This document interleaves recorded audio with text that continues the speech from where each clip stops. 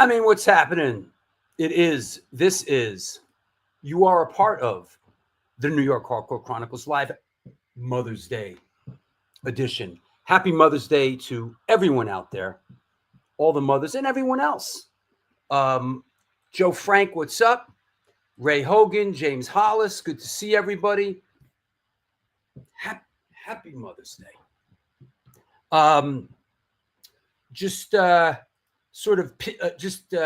Pivoting a little bit. It turns out when Freddie Madball figured out that today landed on Mother's Day, he had to reschedule, which is okay. It's all good. So Freddie's going to be on now on June 15th is going to be Freddie Madball. So no big deal. It's all good. It's all good in the hood. So all you Freddie Madball fans out there. Robert Hogg in Scotland, what's up? Jeff Bronk, how you doing, buddy? Hope you well. Brian Matson, my man. What's going on? Red, gold, green, dash, dub, 1975. All right, good. LaRoche, have a good time yesterday, Michael? Let's talk about that in a minute. We'll talk about that in a minute.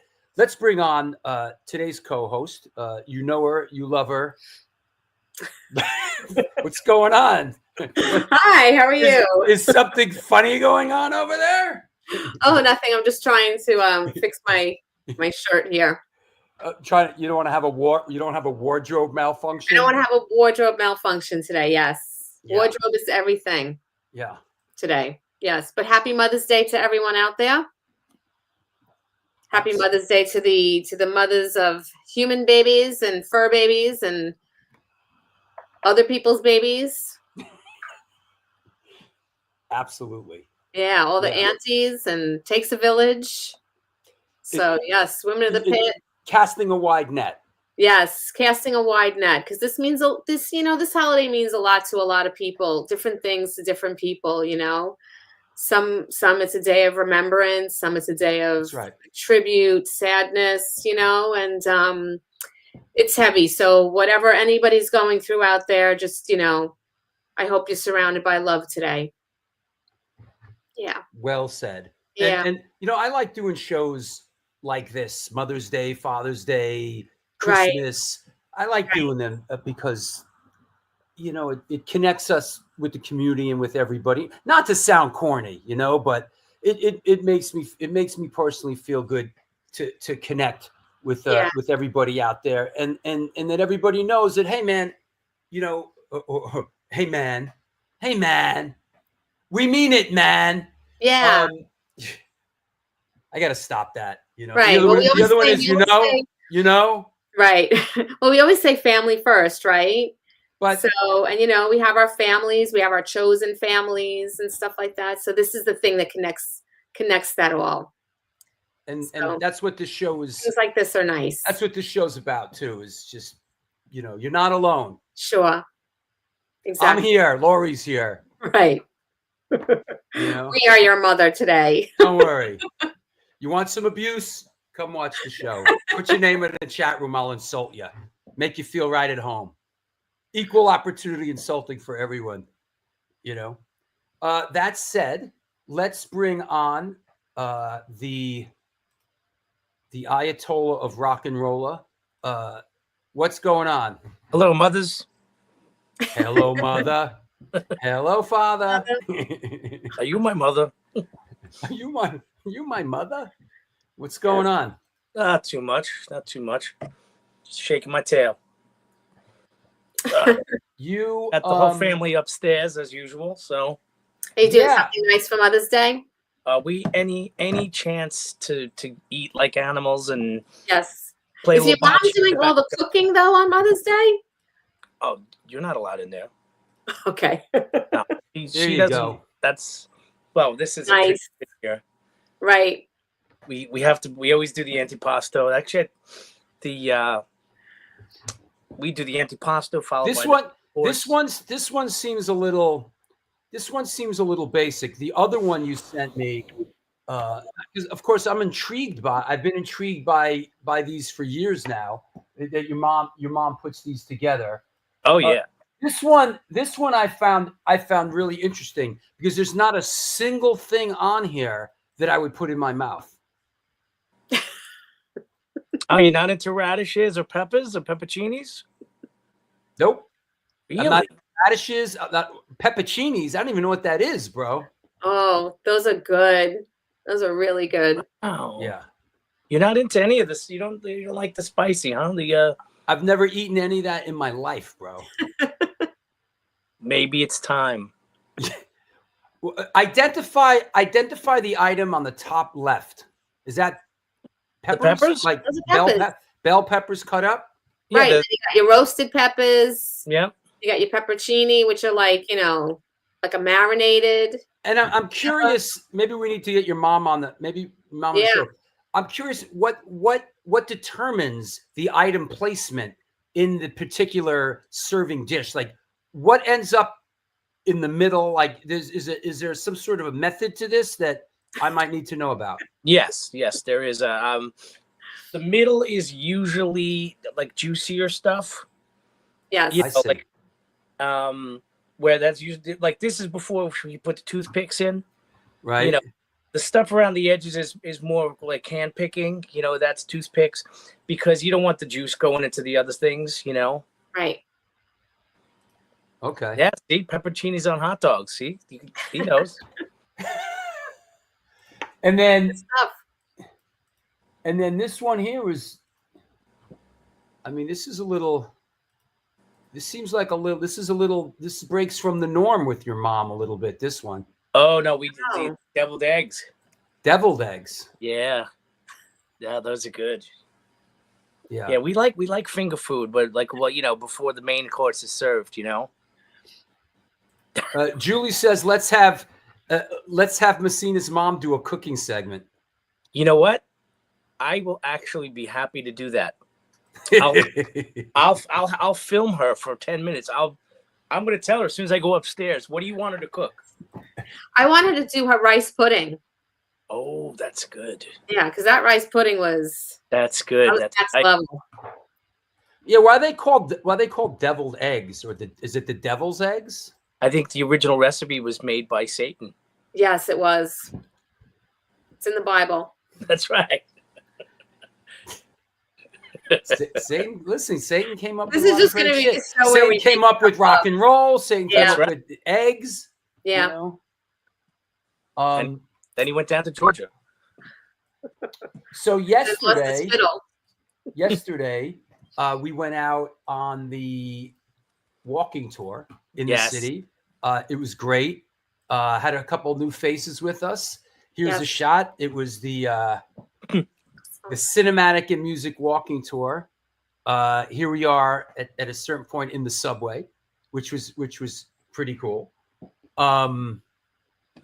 We had a great day. It was a great day. And then after the walking tour, we ended up at Generation Records for the book event, the Greg Smith book event. And I think Cindy said she's never walked so much in her life. We had a blast. It's from 10 to 3. Was it from 10 to 3? It was from 10 to 3. Yeah, I think Ray said it was like close to 6 miles. Yeah. As you can see, let me draw special attention here in this photograph. What's going on here? You see what's happening on the right here?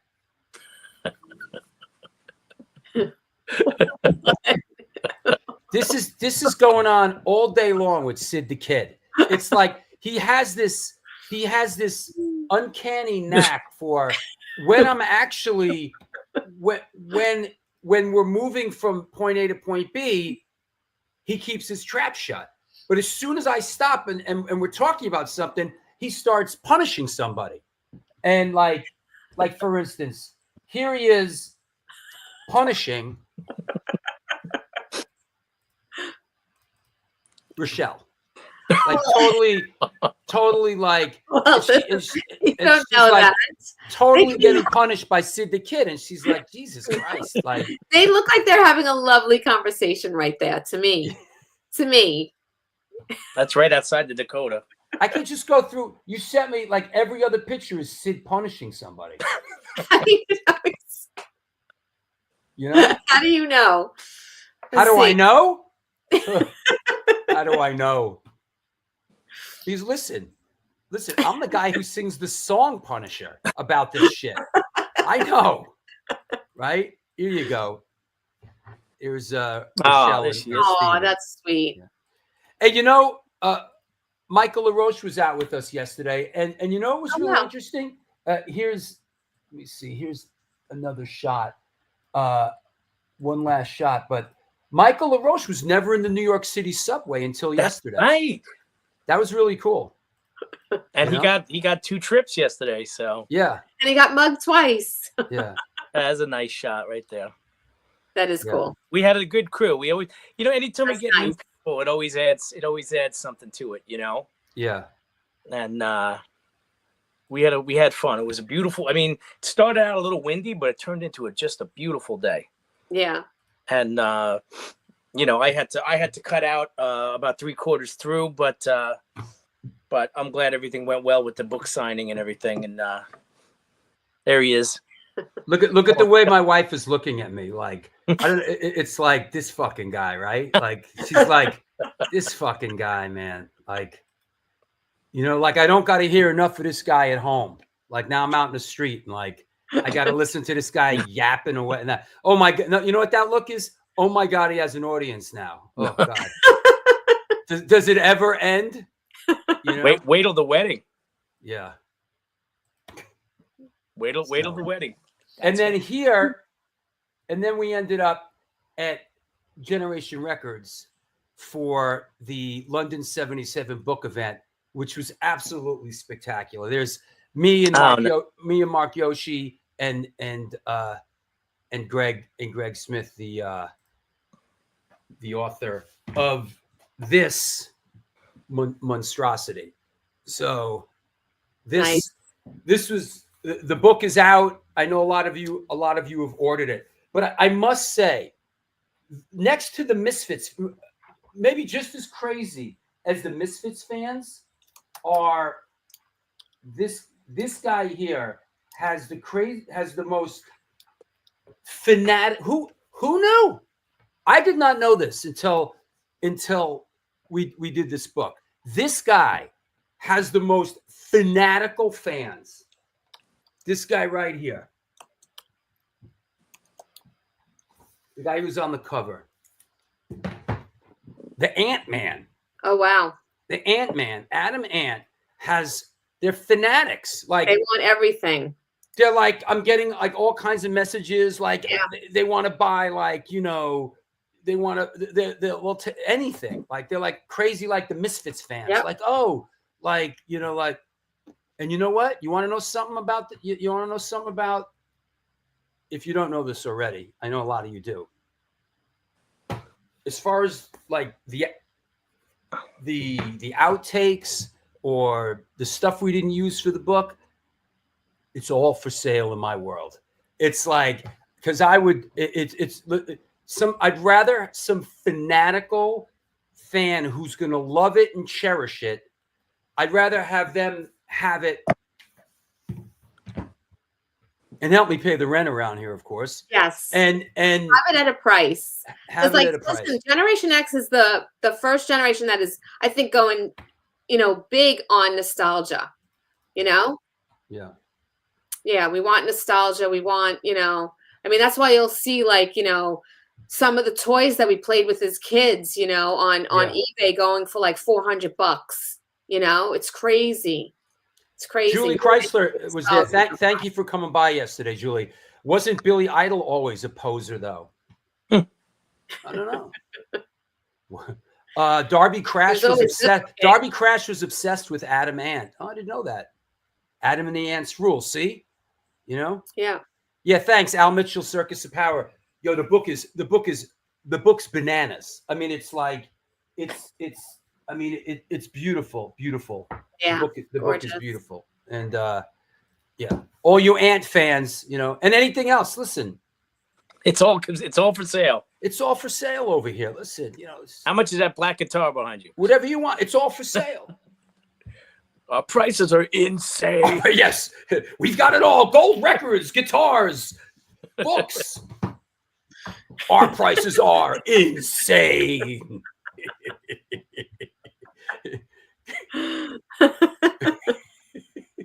My favorite Crazy Eddie song still. Yeah. It's amazing.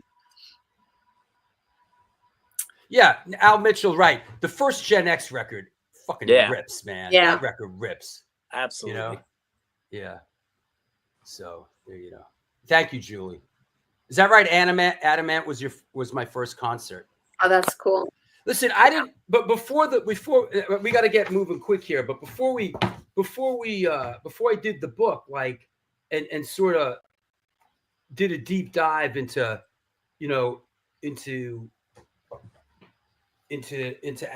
Adamant and all that. Like, my sort of perspective on Adamant was sort of like, goody two shoot, don't drink, don't, like that kind of corny, like dressed as a pirate, like MTV stuff. I was like, yeah. And then like I get these photos and all of a sudden it's like, yeah, Adam in the end. I'm like, really? Well, wasn't he Yeah. leaders of the New Romantics and everything, that whole fashion movement? Yeah. All right. That said, well, thanks, Stephen. Have a good Mother's Day, and you too.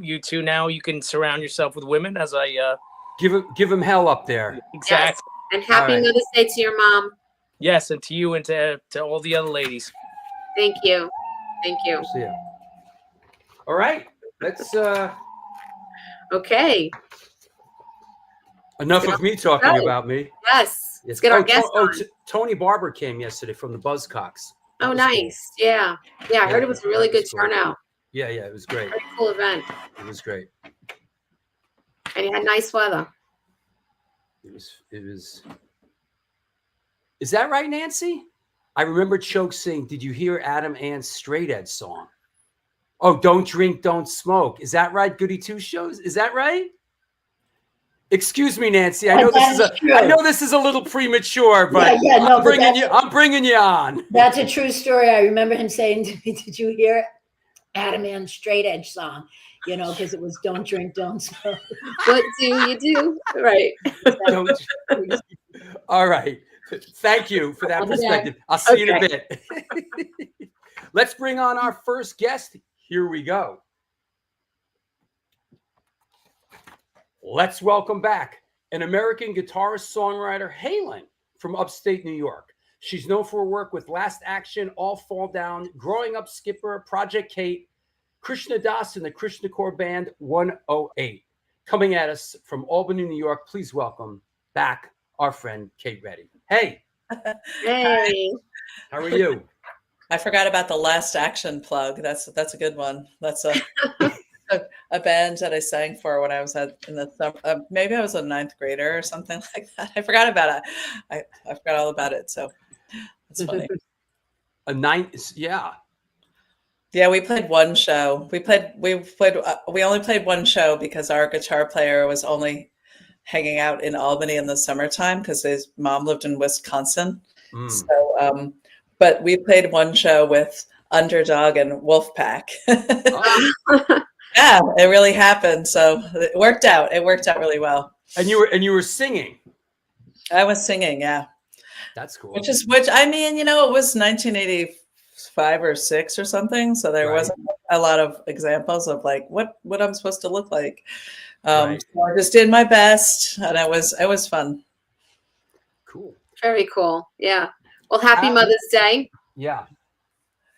What was that? Happy Mother's Day. Oh, happy Mother's Day. Yeah, it was your Boston accent that got me there. Okay. It's technically Long Island's, but Boston drops the R's too. So. Okay, good. Yeah, no, I have a friend. One of my best friends from hardcore. She's from Boston, and she always says, "So the sound of that, it's like music to my ears." I love it. Aw. Kate, I got a couple of pictures, and I saw that you guys, this is going on. Explain to us what was happening here. Oh yeah, so we're so if you can see me, I'm wearing glasses, and the lady next to me is hilariously the mayor of Albany. So we so she spoke at we did a ribbon cutting. We just moved our business, which is Equal Vision Records and Merch Now, to this. We bought a new warehouse. Basically, we've been in a warehouse for a long time, and during the pandemic, they sold it, and then the new landlords jacked up the rent, and we were like, "This is insane." So we started to look for a new warehouse, and you can see all those colorful things in the back. That's vinyl, and it's because we wound up in the middle of all that. Also during the pandemic, every time we were trying to press vinyl, it was impossible. It was taking basically forever. So we bought a pressing plant. There was a pressing plant in Burlington, Vermont, and one of the guys from Equal Vision visited it. And the guy who was running it was super cool. We totally resonated with him. So wow, when we got the new building, we moved him down, and you can see all the records that he's done. And then, and this is the guy that's talking in the suit. I think they were a little confused, exactly what we do. But some kind of politician in Albany. And the guy at the very end with the red tie, that's my dad. And the bald guy next to him, that's my brother, who happens to be the district attorney of Albany County, which is wow, it's hilarious. I'm I'm the black sheep of the family. I'm the punk rocker of the family. So. Man, if I get in trouble upstate, I know who I'm calling. Yeah, you're good. You're good. You can't get in trouble now. Yeah, right. So they came out, and we should have invited more people. Really, we're going to have another open house so people can come and check it out. And yeah, they had the news was there, and they had this podium and all. It was very official, and we had a ribbon cutting, and yeah, we just I'm getting distracted. Yeah, we have a record pressing plant. It's really cool to see how the record pressing plant works. And we kept the name. It's still called Burlington Record Pressing. And then we have Merch Now and Equal Vision it's kind of a building that has 3 sections. So the 3 sections are the 3 parts of the business. So which part is the parent company? Is there a parent company? Well, it started out with Equal Vision, and Equal Vision, was just a record label. And we started to print shirts. We actually started to print shirts in our apartment in New York, which a lot of people from hardcore came to that apartment on 24th Street. Mm-hmm. We had this little 1-color or 4-color manual press, and then we would dry the shirts in our clothes dryer, which was not professional. Wow. We made those Project Kate shirts. And there you go, right here. Ones we made in the loft, that's a reprint. Yeah, wow. So we just started to figure out how to do it and make shirts for our friends' bands and stuff like that. And then, just kind of grew it over the years. And now we have 80 people that work there or something. Wow. Is this the mayor? That's the mayor, Kathy Sheen. She's actually very cool. How awesome is that? She's very, she's very progressive, she's an amazing woman, lots of vision for the city. And where the new warehouse is in the south end of Albany, which is, kind of economically depressed. So the city is actually really grateful because we're creating some new opportunities there. And, and one other thing, and this is really, I can't really take credit for this. This is really mostly my husband's doing, but because I'm off doing other things and he's mostly doing this. Although technically I own half of Equal Vision. There's Mike Judge. There's a very engaged Mike Judge behind you. Yeah, he works there. Yeah. He and Karen, his wife, work there. Yep. Best employees. We love them so much. Best people. But yeah, so basically we just sort of, try to keep it like a family environment. And my husband put solar panels on the roof, so it's totally solar powered. So we're just, in all the ways that we can try to make the business cool. We try to make it cool. And I don't know if it always works, but that's our intention. And, we have a meditation space, and we have, these nice hangout areas, and that's just better, and on that day, it was really fun. One of the guys who's the main printer, he has a wood-fired pizza company, and he made pizza. And another guy, who worked for us before, roast coffee. So we had that guy come in, and it was really a kind of an amazingly joyful day that I wasn't expecting, actually. So that's fantastic. I want to come up and visit Me Yeah. too. Me next too. time is it I don't know the Albany layout per se, but I know where like where we played, right? The Empire, yeah. The Empire Underground and all It's that. actually, so that's on North Pearl Street, and this is on South Pearl Street. So if you were to, like, Okay. if you had Empire Live on the left and you just drove down that street for a while, Oh, cool. it's just down there. Yeah, it's not too far at all. Yeah, I mean, I love dealing with merch now. I usually deal with Mike, Yeah. and you know, I mean, it's just, you know, we don't do large orders. We do like 100 shirts, but we get treated as if we were ordering 20,000. Oh, that's good. I'm so happy. You know what I'm saying? It's just, you know, like seriously, no, it means a lot. You know, he takes it seriously. I remember when I first ordered, I was like, would you make us just 100 shirts? He's like, yeah, you know, of course. Yeah, we love to support the people from our world, and yeah, hopefully do a really good job. And it's a lot has to happen to put a design on a shirt and have it look like the person wanted, and the right shirts that they wanted and everything. Especially me, because I never send him like the vectorized version. I'm always like, can you clean this up? And he's like, no problem. We got you, you know? So yeah, it's been good. And it's always such high, you know, the quality is just top notch always. I just tell him what kind of garment I want, and he just knows, you know? Wow, that's good.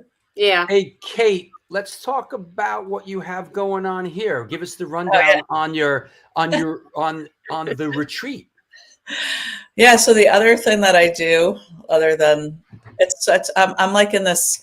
There's literally dozens of us, but that was a line from Arrested Development when he has the never nudes. Anyway, okay. Oh yes. Dozens of us. I do, in addition to, you know, being part of the hardcore scene and really identifying with hardcore, I teach yoga, and also I do. I'm now have a master's degree in anthropology, and I'm working on my PhD, which is insane because I'm an elder care hardcore person. But one of the things that I'm studying is Western tourism to India, but it's also what I do. So in addition to teaching yoga and yoga philosophy, I actually take tours to India. And these are actually, so far I haven't had any hardcore kids on my tours. Mostly have professional women and stuff, and then I try to tell them I'm in a hardcore band, and it's really confusing. But I'm taking a group of people to South India to study that part of India, and that's in October. And I mean, it would be super fun to take any of my friends from the hardcore world. But otherwise, I'm teaching yoga and traveling and stuff like that, and I spend time studying. I think that's amazing. And I also think it's great that you've gone back and you're studying and you're pursuing your master's and you're pursuing your PhD and things like that. Because I think, you know, I don't know what your reasons were, but, you know, a lot of us, you know, we were set into like kind of like a formula where you go to school, you graduate, you get married, you have kids. And then I actually did that. Exactly. Right. Yeah. I mean, it's interesting because it's Mother's Day, just thinking about being a mother. I had my kids when I was really young. Like my oldest daughter now she's 29, and I had her when I was 23. And it's really interesting being like on this particular show, because hardcore was so, at the time when I was, like at the heart of my hardcore years, it was pretty masculine energy. There were very few women involved whatsoever. So then when I was like pregnant and having a baby, I didn't really know like how that fit in with what I was doing. I mean, the best part of this picture is the fanny pack that I'm wearing. It's adorable. Yeah. Real there. Yeah.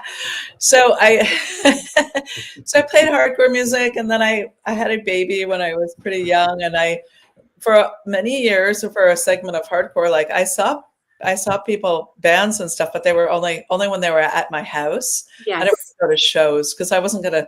Although there is one famous story where I somehow brought my daughter in a backpack and was standing up in front of CBGB's, and this could be just an urban legend, but I think it's true. I really remember it. And I was just standing baby in backpack and somehow rat bones came up and kissed my baby.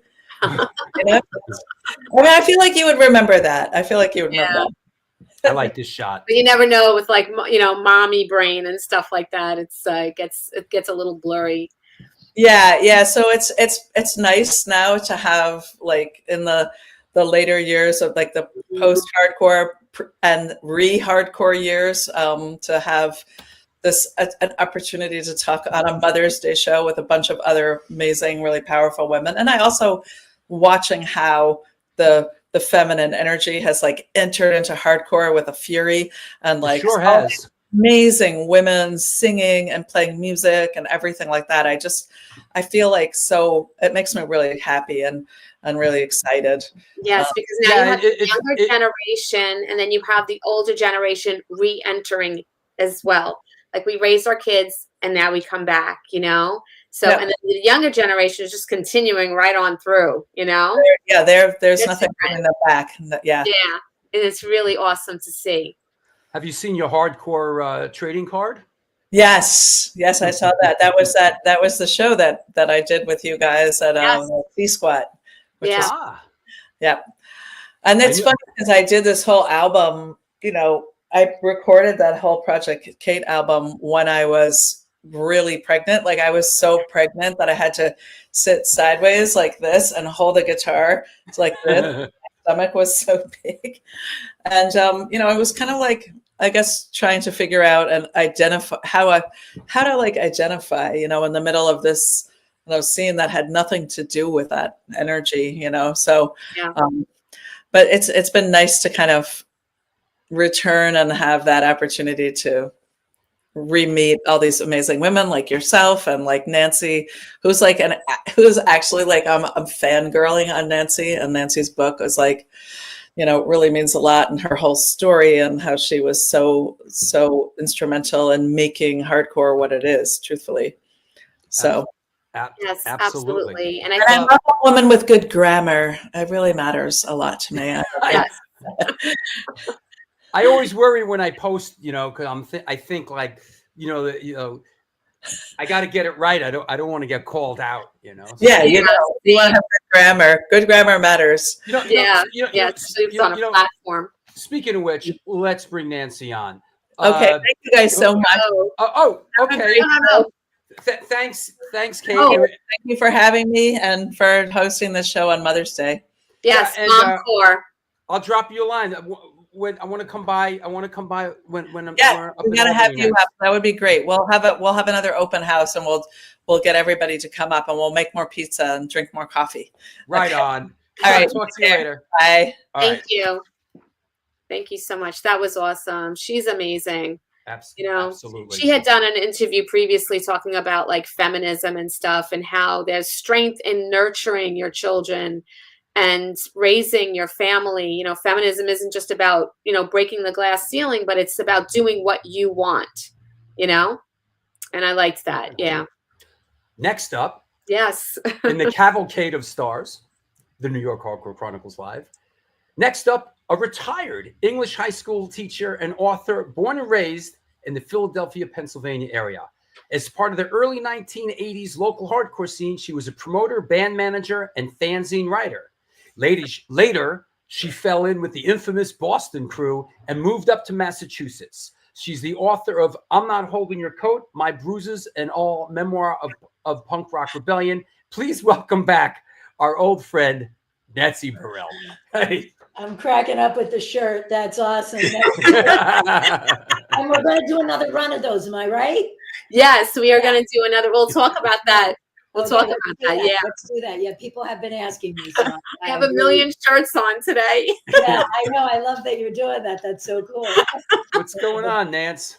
Just, hanging out in a new place, trying to adjust, trying to, keep my life going, without the big guy. Don't make me cry in the first 1 second. Yeah. Yeah. Well, we're absolutely all thinking about you and really sending all of our love. So thank you. Yeah, it's been hard, but I've been so busy with the move that, you know, and I love the neighborhood where I am, which is literally 2 blocks from when I first moved here in 1982. So it's a very changed neighborhood. It's very gentrified. It used to just, you know, be artists and students and musicians, and now it's different. Where are you now? I'm in Fenway. I'm right in wow. Fenway. Yeah, like a block from the stadium. So, Wow. but it's a nice place, a safe place. Everybody's really nice. You know, I'm working out every day. They have a nice gym. Nice. You know, there's all kinds of good vegan restaurants. I'm trying to eat vegan. Nice. And so, yeah, so yeah, I already lost like 15 pounds, like in the first. Wow. So I'm happy about that. So Yeah, that's it's hard. Yeah. you know, I was kind of going through the archive and I came across this photo, and I thought I'm always this scared one, when you do this. this one caught my. No, you'll like this one. This Okay. one. Oh yeah. Oh yeah. What's going on here? Now, if you would have said to me, did you ever jump on stage and sing with a band? I would be like, are you crazy? No, that never happened. Right. That's why. Like, yeah. Until like 7 years ago, Brian, who's in the solid red shirt, sent me that picture. I was like, oh my God, it must have been out of my mind.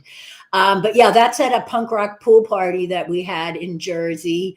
And I'm sure I had a few to drink and was feeling no pain and just, you know, jumped up there and sang. Is that the Sadistic Exploits? That's the Exploits. Yeah, Yeah. That's them. Yeah.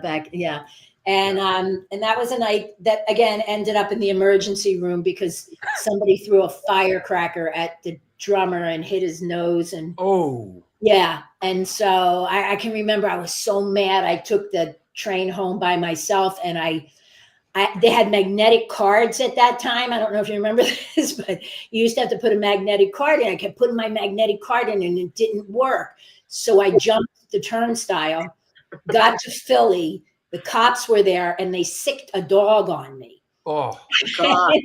Yeah.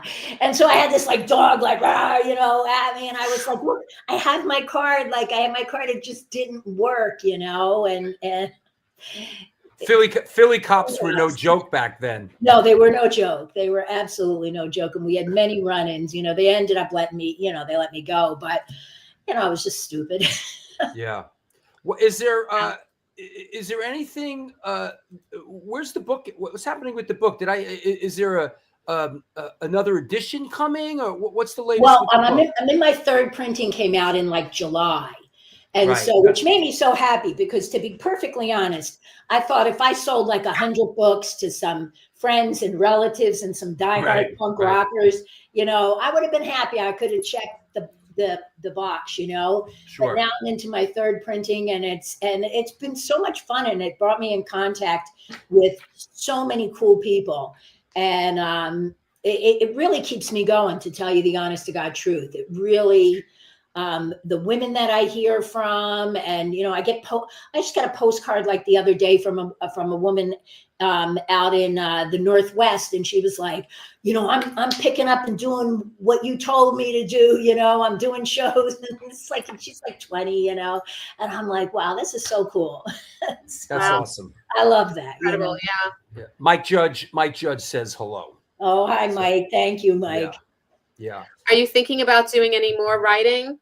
Yeah, you know what? I am, and I started to write about my teaching experience and how punk rock really made me a better teacher. You know, I did some short articles on that, and I was going to have a chapter in a book about, I think it was called like What Punk Rock Taught Me, but then they wouldn't print the pictures that I wanted.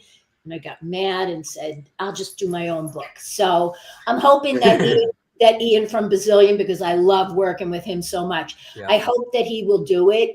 When I first started teaching, I had no cultural competency. I had gone to private school in a, you know, predominantly white neighborhood, and I was dealing with Cambodian gangs and, you know, but it was really punk rock that carried me through it, you know, and I figured, well, they have their clothes that identifies them, and they have their things that are important to them. And so I'll just, you know, go like that, like punk rock. And I knew what it felt like to be marginalized and alienated. And So I played into that. And to this day, those kids, I could call, I've said it before, I could call them up and be like, I need $10,000 in a ride to Florida. And they would be like, what time do you want me to pick you up? Yeah, they're really, really good to me, those kids. Ray Hogan said now, but Ray Hogan says writers write. And I think that's good.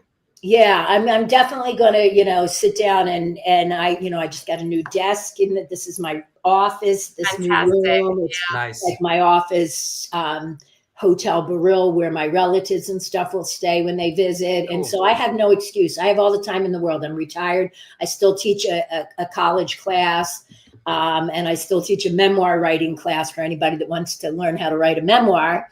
But I'm, I got all the time in the world to write, so I'm going to do it. I think, yeah. I love that. I love the fact that you're also doing your memoir writing classes, because as you say, we always need like some more voices, more women in, to tell their stories. I have had some of the most interesting people I have ever met in my life, and most of them are people that they maybe friended me on Facebook because of the book or because of punk rock or something. So they have just been the most interesting people with the most interesting stories. And I'm really hoping that some of their, that this writing comes to fruition, because, I do my memoir class is how to get started, and so I'm hoping, that's my dream, that these people will get published, and because some of the stories are just incredible. Yeah, absolutely. I mean, we have a book club in Women of the Pit now, so and we're always looking for, Yeah. Is Al Barile Day moving forward still? Al Barile Day is moving forward, and it's it's super overwhelming. We think we got the place, which is going to be this place called Big Night Live down near the Garden. It was funny. I connected with the person on many different levels. We ended up, it was a woman. We ended up talking on the phone for like an hour, and it just felt right. Good. And so then it'll be like, what bands are we going to get? Sure. Because we have to have like the proper balance, and of course I want people to come out, and all proceeds are going to go to Dana-Farber, awesome. Which, because Trump has cut medical and health research so much, it's been absolutely devastating to the medical community. And it's going to impact all of us. If 40% of the people in this country get cancer, which is the stat, and you stop doing research on helping these people, the long-term impact is just going to be absolutely catastrophic. So if we can raise some money and do some stuff, that will make me feel good. And I know it would make Al feel really And that is Saturday, October 4th. That's Saturday, October 4th. Yep. Save the date. Save the date. You heard it here, kids. Yeah. Saturday, October 4th. Save the date. It's heading in that direction. It is. It's gonna details to follow. And very, very exciting. And we're going to reissue something with the I'm Not Holding Your Coat design, and we would like to contribute to that fund, that Dana-Farber. That would be so great. I get at least one email a week from somebody asking me for that shirt. So I know. Let's get, I'm ready to, give you whatever you need to make that happen, because it's I'll have to move that forward. Oh, that's funny about the Devo thing.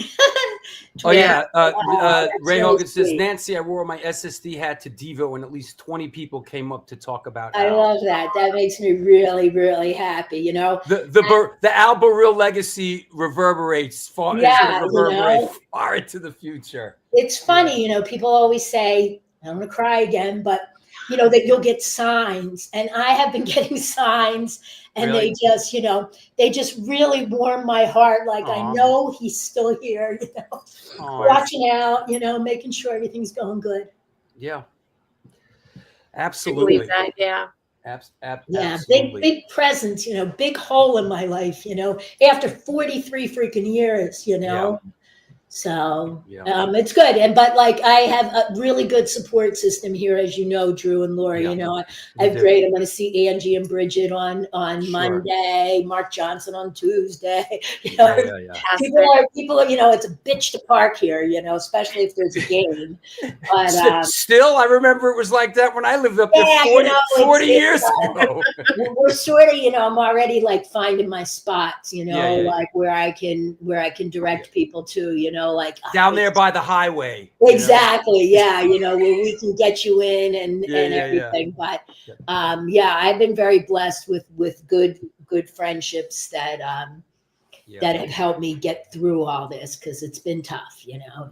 Well, you've put a lot of that out into the world, and you know, we're talking about Mother's Day, and I'm sure that as a teacher you have become a surrogate mother to a lot of your students. Yeah, I mean, yeah, sometimes I'm like, I'm not your mom, you know. But you're the closest thing that they have to it, I'm sure, you know. And today is for those people as well, and it's for you as well, for people who nurture. You know? There was our rock ensemble did a big show last night, and one of the kids spoke about, Al had given the kid a guitar, and you know, he spoke about how he wouldn't have been on the stage if he hadn't met me in detention. You know? And it really warmed my heart. You know, he's a great little kid, you know, and sure. I like to. I just want that next generation to save us. You know, please. I know. Yeah. So, all right.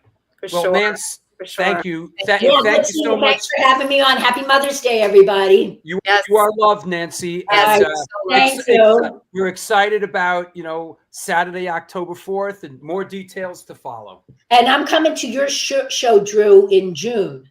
You're coming to my wedding? No. Well, I don't know about no. When we're playing up there. When you're playing in Boston, I don't think I can get to New York, but I'll be there too, Nancy. You're coming, because I think Chris Prendergast said he'd pick me up. This Somebody one. said the tree show, right, at the Brighton Music Hall. Yep, I'm absolutely positively coming to that. What time does it start? It's what time? It says it. I don't know. I'll find out. But we're not playing last. We're not playing last. You're not playing last. Okay, good. Yeah, because I'll have to adjust my sleep like a week ahead of time to go later. Me too. So I don't fall asleep at 8:30. I'll reach out and make sure you're all square. Okay, thank you. I really appreciate that. That's all right. Great. We'll talk to you soon, Nance. Thank you. Bye, guys. Love you. Okay, love you. Oh. All right. So hey, sweet. you know, all of a sudden I'm kind of excited to be playing Boston on my birthday. Hey, you know, a lot of people are coming out for that. So, you know, a lot of people are coming up. I know Cindy and Elisa are coming up. And a bunch of people. Hey, listen, you guys. Listen, come one, come all. My birthday, Saturday, June 28th at Brighton Music Hall in Boston. It's going to be a great show. I mean, I haven't played Boston proper in a minute. Yeah. I mean, the last time I played Boston proper might have been in the Misfits. With the Misfits at the Channel, or when I was in the High and the Mighty at Chet's Last Call. I mean, that's 1983. Playing Boston, you know? Yeah. So it's been a minute. Yeah. No, can't wait. I can't wait to see you, and I only have to drive an hour and a half. Yeah. Yep. I like when everybody comes to me. Yeah. So well, welcome to my world. This is the New York Hardcore Chronicles Live. Yeah. You know? Good. Seriously, what? Good. Seriously, what, Michael? Yeah. Yeah, I'm playing up your way. You better come. How about let's bring on our next guest? Okay, which one is it? Wait, do I have to change my shirt? How can I tell you? Oh yeah, that's right. Announce. I'll change you my have to shirt do it right on camera. Because I'm getting hot wearing 3 shirts. Wait, should I take you off camera so you can change your shirt? Okay, it's right here. All right. Wait, whoa, no, you're jumping the gun. Hold on, you crazy gal, yeah. Hold on. Let's welcome back an American actress and photographer hailing from Rockland County, New York. As an actress, she's known for her recurring roles on Grey's Anatomy, Big Sky, Bates Motel, Ray Donovan, and many others. Her numerous feature film appearances include Vanya on 42nd Street, Trees Lounge, and of course her iconic role as Catherine Martin in Silence of the Lambs. From 1983 through 1988, she documented the New York hardcore scene, specifically what was happening in and around the CBGB matinees, and released it as the book Sunday Matinee. Please welcome back, coming at us from Los Angeles, California, Brooke Smith. I was thinking, what shirt is she going to wear? I don't have a shirt, so I'm just going to hold up this book. And my Women of the Pit T-shirt, I wear it so often, it's in the wash. So I know. That's everybody's today, so that's fine. I was thinking maybe she wasn't going to wear a shirt or something. Like she's just I do have to remember that this is my last shirt because this is a family show today. We'll remind you. Woo! Yes, this is a family show. Woo! What's happening, Brooke? Hi. I don't know, you guys. I don't know what's happening. Well, we're just happy to see you, you know. Yes. Yeah, I'm happy to see you guys. I'm usually just watching and lurking. Happy Mother's Day. Thank you very much. Yeah, I don't know. I went to the dog park. It's very hot out here. I'm coming to New York soon. Oh, yeah? What's happening in New York? You working? My kid is graduating college. Oh, wow. That is NYU? No, Pratt. Pratt. Cooler. Awesome. People are gonna get mad, but you know. Way cooler. No, I wanted to go to Pratt. Right? I want to go to Pratt. I don't think I still want to go. Same. Totally. Yeah. That's incredible. So what did they majoring? What are they doing now with that? Oh, God help us all. She's got a fine arts painting major. Okay. So I don't know if she can even get a job at Trader Joe's. You know what I'm saying? Like, but you know something? She followed her dream, and that's amazing. Yeah. That's amazing. Yeah. I think that's all we can do, right? Exactly. Yeah. You know, I was going through some of the pictures, and I was like, you know what? When are we bringing back crimped hair? I was wondering the same thing. I'm so glad. We got Drew. And I mentioned that I think my wife was like, you know, it's back. Where you been? I'm like, I don't know. It might be back. I don't know. Yeah, they probably have crimping irons, right? We got that crimping iron. Everybody was doing that. Oh my God, we were passing that around. I remember yeah. That. Yeah, I think that's probably the best I ever looked back then.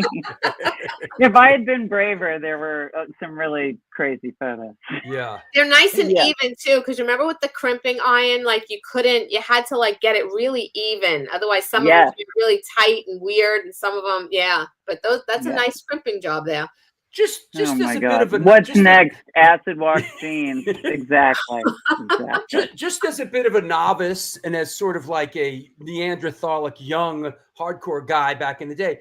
Well, with the crimp, what happens if you crimp and let's say it didn't come out great? What do? Do you re-crimp or do you have to wash? Like, how does that work? You have to wash your hair. You have to wash. Really? I feel like we just kept crimping until it's. I know. But in order to like uncrimp, you couldn't. Oh, that's how you loosen the crimp. Yeah, like a perm or something. Yeah, you couldn't you couldn't brush it out. It would just get more and more crazy. You just had to wash it. Exactly. Hey, Brooke, have you? And I know I think this is a Grey's Anatomy shot, but. Have you been busy working? Oh my God! Are you having fun? Like, are you grinding out there? What's going on? I mean, to be honest, I am developing a TV series set in the New York hardcore scene in the 80s. Nice. Yes.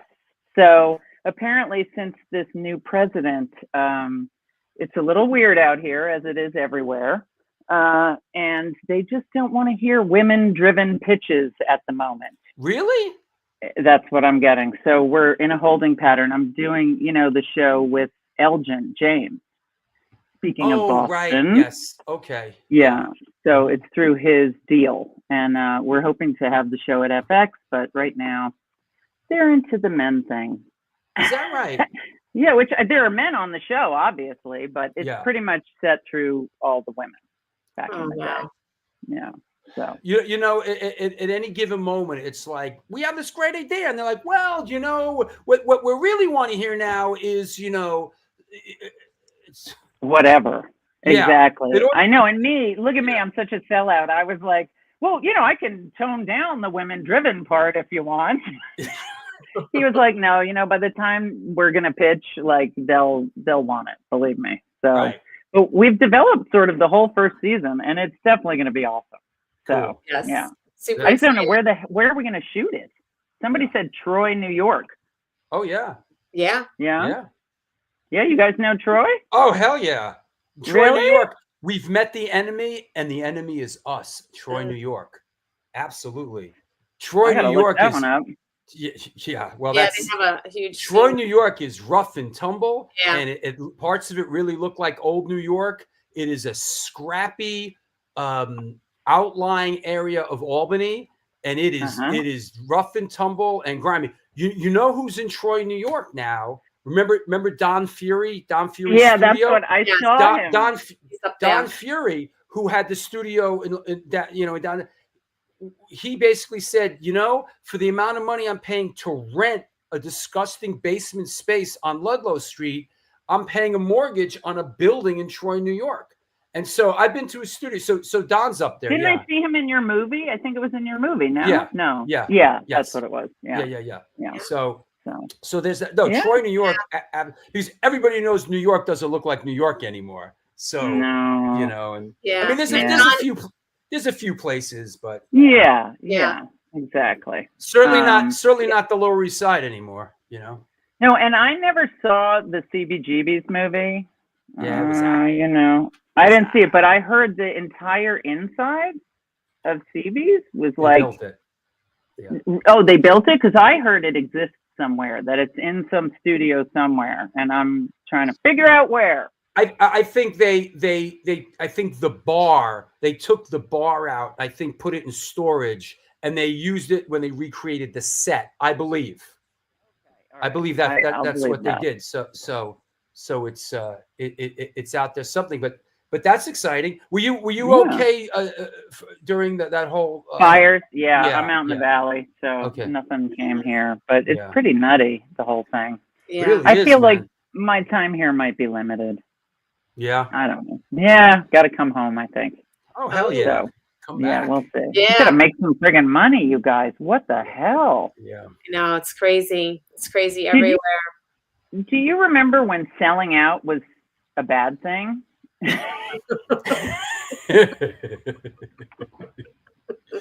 Oh well, I mean, you know. Because I've said that to my daughter's friends, my 17-year-old daughter. I said, you know, like, we never used to want to sell out. And they were like, oh, is that a bad thing? Yeah, Like, right. Yeah, it used to be. There used to be integrity. Well, for that whole, God. you know, fucking sell out, like you know, like Exactly. that Yeah, would there's nothing hurt. more- It got a little bit like Yeah. out of hands because it was just like, you know, anybody who just happened to have been doing what they were doing and made money. Yeah. You Yeah, know? exactly. Like, Yeah, I'm not it's paying like- my bills differente. Exactly. Yes. Yeah. There's so many bills, you guys. What's happening? Yeah. All right, Crazy. I'm not going to bring us down. I'm not going to throw a Yeah, damper on no, Mother's no. Day. Hey, you So- know, I wanted to ask you something, right? Mm. And it's related. It's relating to Yay. when you were on Ray Donovan. You know, Yeah. it came up, you know, and you were fantastic on this show. Thank You really were. It was really great. But when I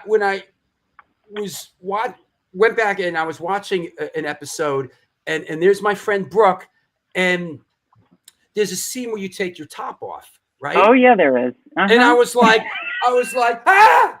I was like, I felt Thanks, it was, Drew. it was like my friend Brooke, and I felt like it was like, this isn't something I shouldn't, this is not, I don't know if I'm supposed to see this, you know? It was like seeing your sister or something, right? Yeah, it was it's like, just like- it was like no, Yeah, no, I it's like- can't. And let me tell you, the guy who's there with me, Eddie Marsan, his Yeah. kids were friends with my kids, and literally before they would say action, we're like about to pretend we're having sex. Right. He was like, our kids are going to see this one day. And I was like, oh my God. And when the camera came in, I just turned my head the other way. Like I couldn't, it's mortifying. I know. Why did someone want me to do nudity at 47 years of age, for God's sake? I was like, it just all of a sudden I was like, oh man, like I don't feel like this is appropriate. Like, this is my friend Brooke. Am I supposed to be like, I don't think she would want me looking at her boobs. I know, right? Is that like a really, was that a one and done, or is that like an incredibly uncomfortable thing to do? Or do you just sort of like, whatever, I don't give a shit? No, it's definitely uncomfortable. They have all those intimacy coordinators now, which I feel like might almost make it more uncomfortable, but I understand it. But Right. That was pretty down and dirty. I always remember the boom operator eating a burger, holding the boom over the bed. And I was kind of like, could you like finish that In-N-Out burger? Ew. I know. It's very like down and dirty, but we're supposed to represent. What can I say? Not everyone has a perfect body. I did go to Bikram like 4 times a week, and I didn't eat gluten for like 6 months. So there you go. Little vanity. I can't even say, because you know what? I wasn't. You're gonna get in trouble. No, You're I wasn't looking. trouble. All of a sudden, my friend Brooke, and I was like, no. Hilarious. Yeah. It's like an American thing, Drew, because over in Europe, it doesn't matter what you look like. It's just a body. It's just, they don't expect perfection. Everybody's out on the beach in G-strings. They don't care, it's you Americans with the boobs. Yes. I know, right? Yeah, I know, it's just true. an American thing. Yeah, we got to calm down. And we got to calm down with that. Yeah, absolutely. Yeah. Absolutely. Well, Brooke, we're also celebrating moms of fur babies, and you do a lot of work with rescuing. Yes. Tell us a little bit about that. Tell us a little bit about your dogs and stuff like that. It's incredible what you do. I mean, I think I fell into it because, I know why. Because I answered one of those Nextdoor ads for, can you foster this puppy? And by the time they called, this puppy had been killed. And I was like, what do you mean? I didn't think they killed puppies. Like, what are you talking about? And then I just did a deep dive on the situation, which I don't recommend anyone does if they don't want to. I mean, it's a lot. It's very You don't want to end up with 18 dogs. Don't do it. I mean, right? And just realizing how intense it is. Yeah. It's just, and so this is the highest kill shelter in California, out in the desert, that I've been doing basically every day for a year. I've been doing it, but I'm trying to pull back because it really is a lot. I think I felt so helpless with the government of our country and all kinds of things happening. And I just thought, okay, let me do something where I can actually do something. You know what I mean? Get something done. And we've saved tons of dogs. Yes. So that's something. And you kind of see the best and worst of humanity, Yes. When you do dog rescue, because there's these, incredible people, and then there's people you definitely want to kill. Yeah. Yeah, it's been a lot, but I went out and spoke at the city council out there last week. Wow, we're trying to get it shut down because it's very bad. Yeah, but you do that too. Good for you. Yeah, don't you? Me? You do any kind of dog rescue stuff? Well, I have a couple of cats here. Okay. So, I have a couple of cats here. So, and I also rescued my daughter. I adopted a 12-year-old, so. Yeah, same. I adopted, but she was much littler, but now she's 17. Oh, wow. Yeah. Cool. Cal Ralph says, both of my dogs came from kill shelters. The people who work to save them are incredible. Wow. Yeah. Also really crazy. Some of us are really crazy, Yeah. How many failed fosters have you had? How many dogs? I have 4 cats and 2 dogs. Is that a failed foster? Is like when you bring in a foster and you just fall in love with it and you can't let it go. Yeah, they call them failed fosters. Yeah. Yep. What about you, Drew? No pets? No pets over there? Well, can we send some out your way? He lives in a shoebox. Well, I live in a studio apartment, and it just so happens my wife just gave up her apartment, and I mean she lives with me anyway. So there's two of us in basically an old hotel room, and I grew up around cats. I big in cat culture, and always had cats, and am a big cat person. But I just feel like living in one room in a studio apartment, and sleeping, 3 feet away from the litter box and 3 feet away from the food. Yeah. And I don't think it's fair to the animal either. I really don't. I don't think it's fair, like, for an animal to live its whole life in one room, and that's it. So, yeah. But thank you. Lenny says, Drew, does roaches count as a pet? Fish. Or I think of Roger, when Roger turned that actual feral rat into a pet back in the day. I don't know if you remember that. Well, rats are very social, and they're easily, you can't socialize them. They're very intelligent. Yeah. They actually. So look around, Drew. Yep. Look around that room. We'll see. We're gonna get at. We're not gonna be in this apartment forever, and we're sniffing around. So as soon as we get to a bigger place, my dream is as soon as we have the room, I'm getting 2 cats. I love cats. So, okay, all right, good. We have this on record. All yes, right. No, 100%. Nice little rescues. Yeah. 100%. I just signed a lease today in Brooklyn. Can you believe it? Did you? Not for me. Wow. For my kid. Not for me, of course. I was gonna say, is this like a guarantor? I have to be the person who's going to guarantee the money's coming. Yikes! Yeah, we'll see. Well, I'm sort of in a quandary because I'm in a rent controlled apartment, so it's like. And aren't you Upper West, where I used to be? I'm on 86th Street, right on Riverside Park. Beautiful, and it's really beautiful. And people are like, you'd be crazy to give that up, but I'm like, hey, you know what? You live in one room for a couple of years, and you tell me about crazy. Yeah, but it's okay. I have a great life. I'm so happy for what I have. So it's all good. Yeah. Whatever. So Lori, what did you get something for Mother's Day? Let's bring it back to the moms. Yes, actually. So yesterday I did a market yesterday with my ceramics, and part of my gift was help from my family. So my husband and my daughter came down and helped me get the tent up, take it down without complaining. Nice. All right. Excellent. Yes. So, and how about you? I mean, I don't know yet. I feel like something might be happening. But also my 17-year-old has a boyfriend that she's with all weekend, every weekend. Oh. Wow. Okay. Yeah. Well, yours is older, so you know what that's like. Yeah, 25. And she just got a place of her own. And, but with this economy, she comes back for dinners. So. Right. I mean. So there's kind of like a good side to it. Yeah. So you live close by. Yeah, she's about 15 minutes away. So that's nice. Yeah. So it's good. It's good, but it's scary when they go out on their own. It's just, you get that empty nest feeling. And, I adopted her when I was 12, when she was 12. So I feel like I've only been a mom for 13 years. It's not enough. Yeah. It's not enough, Yeah.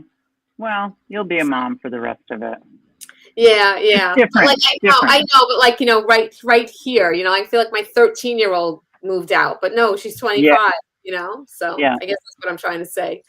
Awkwardly. I find myself, when I visit my daughter in New York, I find myself like it's 2 a.m. and I'm hanging out with her friends, watching them put together a bookcase or something. And I'm like, what the fuck am I doing here? I'm 58. I got to get out of here. I'm not 20 anymore. Like, I know. It's sucked into it. I don't know. Yeah. It's true. Hey, Brooke, I have an idea. Are you doing any more of these? Remember we saw you at the chiller? Oh my God. Hilarious. Are you these things? Do you not like doing these things? Are these things Oh no, cool? I love doing them. Yeah. And especially the horror fans. They're so awesome. And the crossover, like that was like my first one. So was that like Chiller? Was that Chiller we saw you at? Yes. One of those things? Yeah. Chiller for sure. And I had no idea like what that whole world was, but no, I totally dig it. And the fans are amazing. And it kind of reminds me in a weird way of what it was like back in the day. Like I sit there and it's all these freaky people and they all have this thing in common that they like, and they all like, make space for each other. And I don't know. I just, it's good. Yeah. Yeah.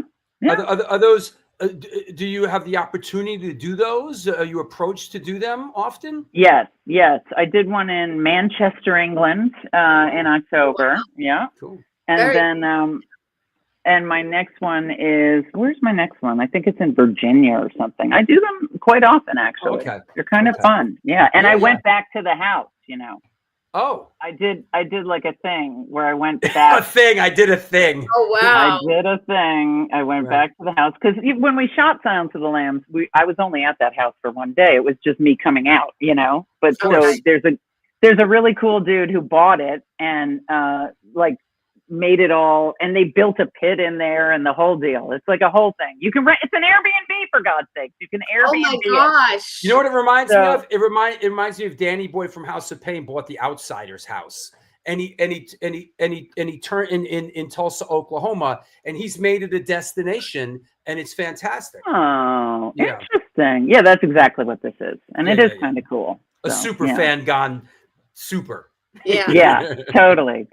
Yeah, so I went out there and, got down in that pit. It was much smaller than the pit I was actually in. So, Wow. And I've had years of therapy, so I can handle it. Right. Yeah. Right. From one pit to the other. What can I say? Yeah. There you go. Well, all right. Yeah. We hope, Brick, I hope you come back to New York, man. I know. I want to come back. I do. You never left. You're so cool. Look at you.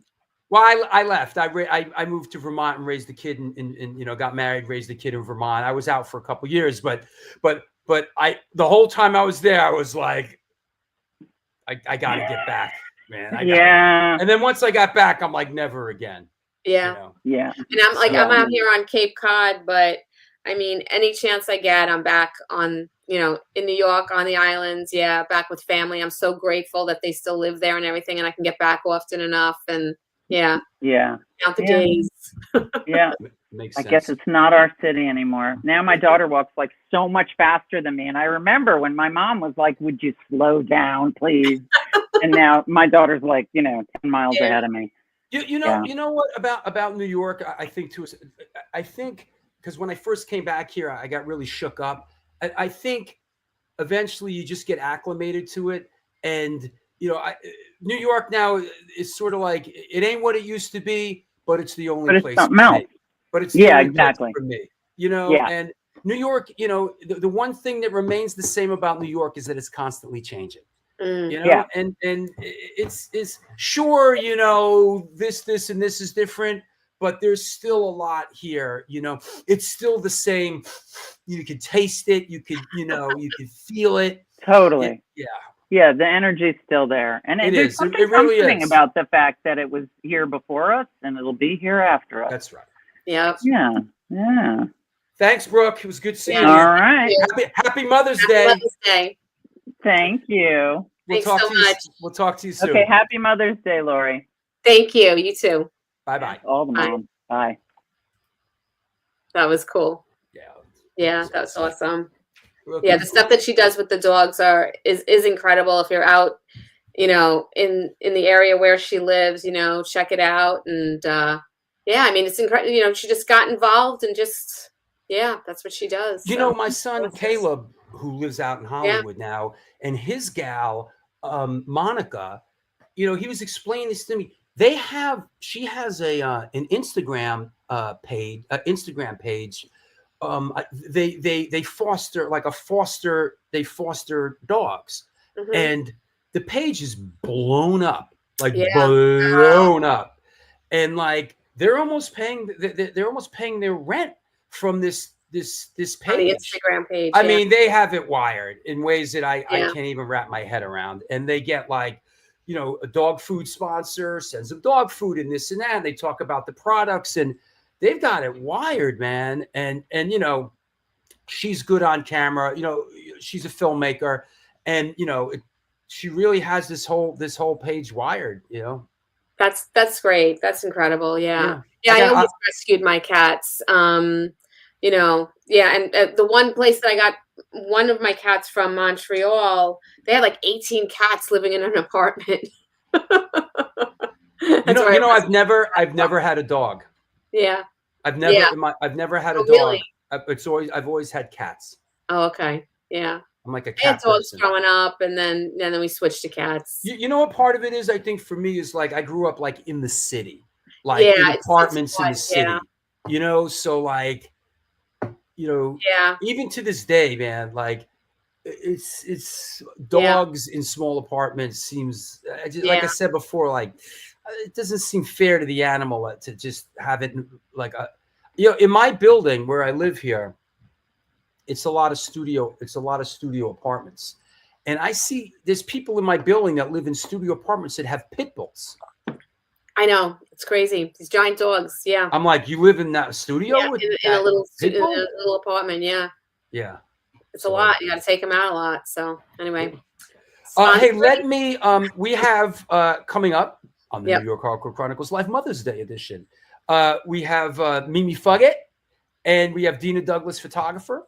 Let me do a quick spot. Let's do a quick sponsor thing and catch our breath. And I'll see you back here in a minute. Perfect. This is the New York Hardcore Chronicles Live Mother's Day edition. Happy Mother's Day to everybody.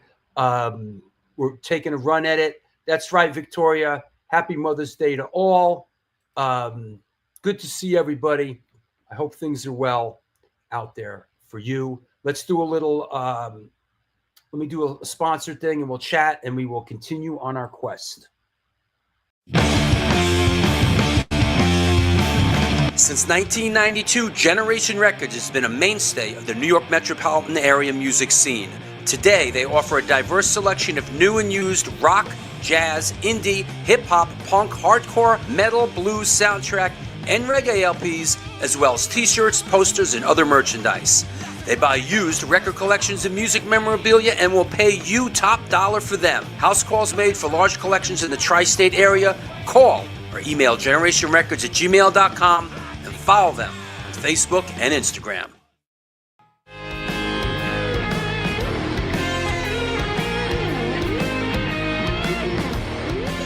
Will that be cash or in debt?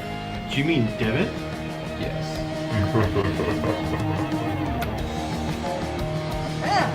Sorry. Another eternally satisfied customer.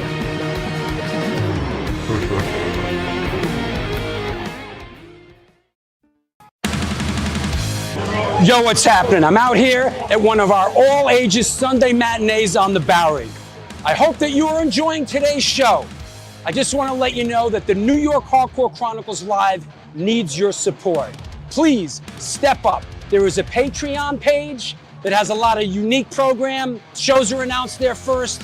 Lots of good stuff. There's a PayPal address right there on the screen if you want to make a contribution. There's also a super chat function. You could do that, but the bottom line is this show exists because of your support. We're going to be doing it for a long, long time.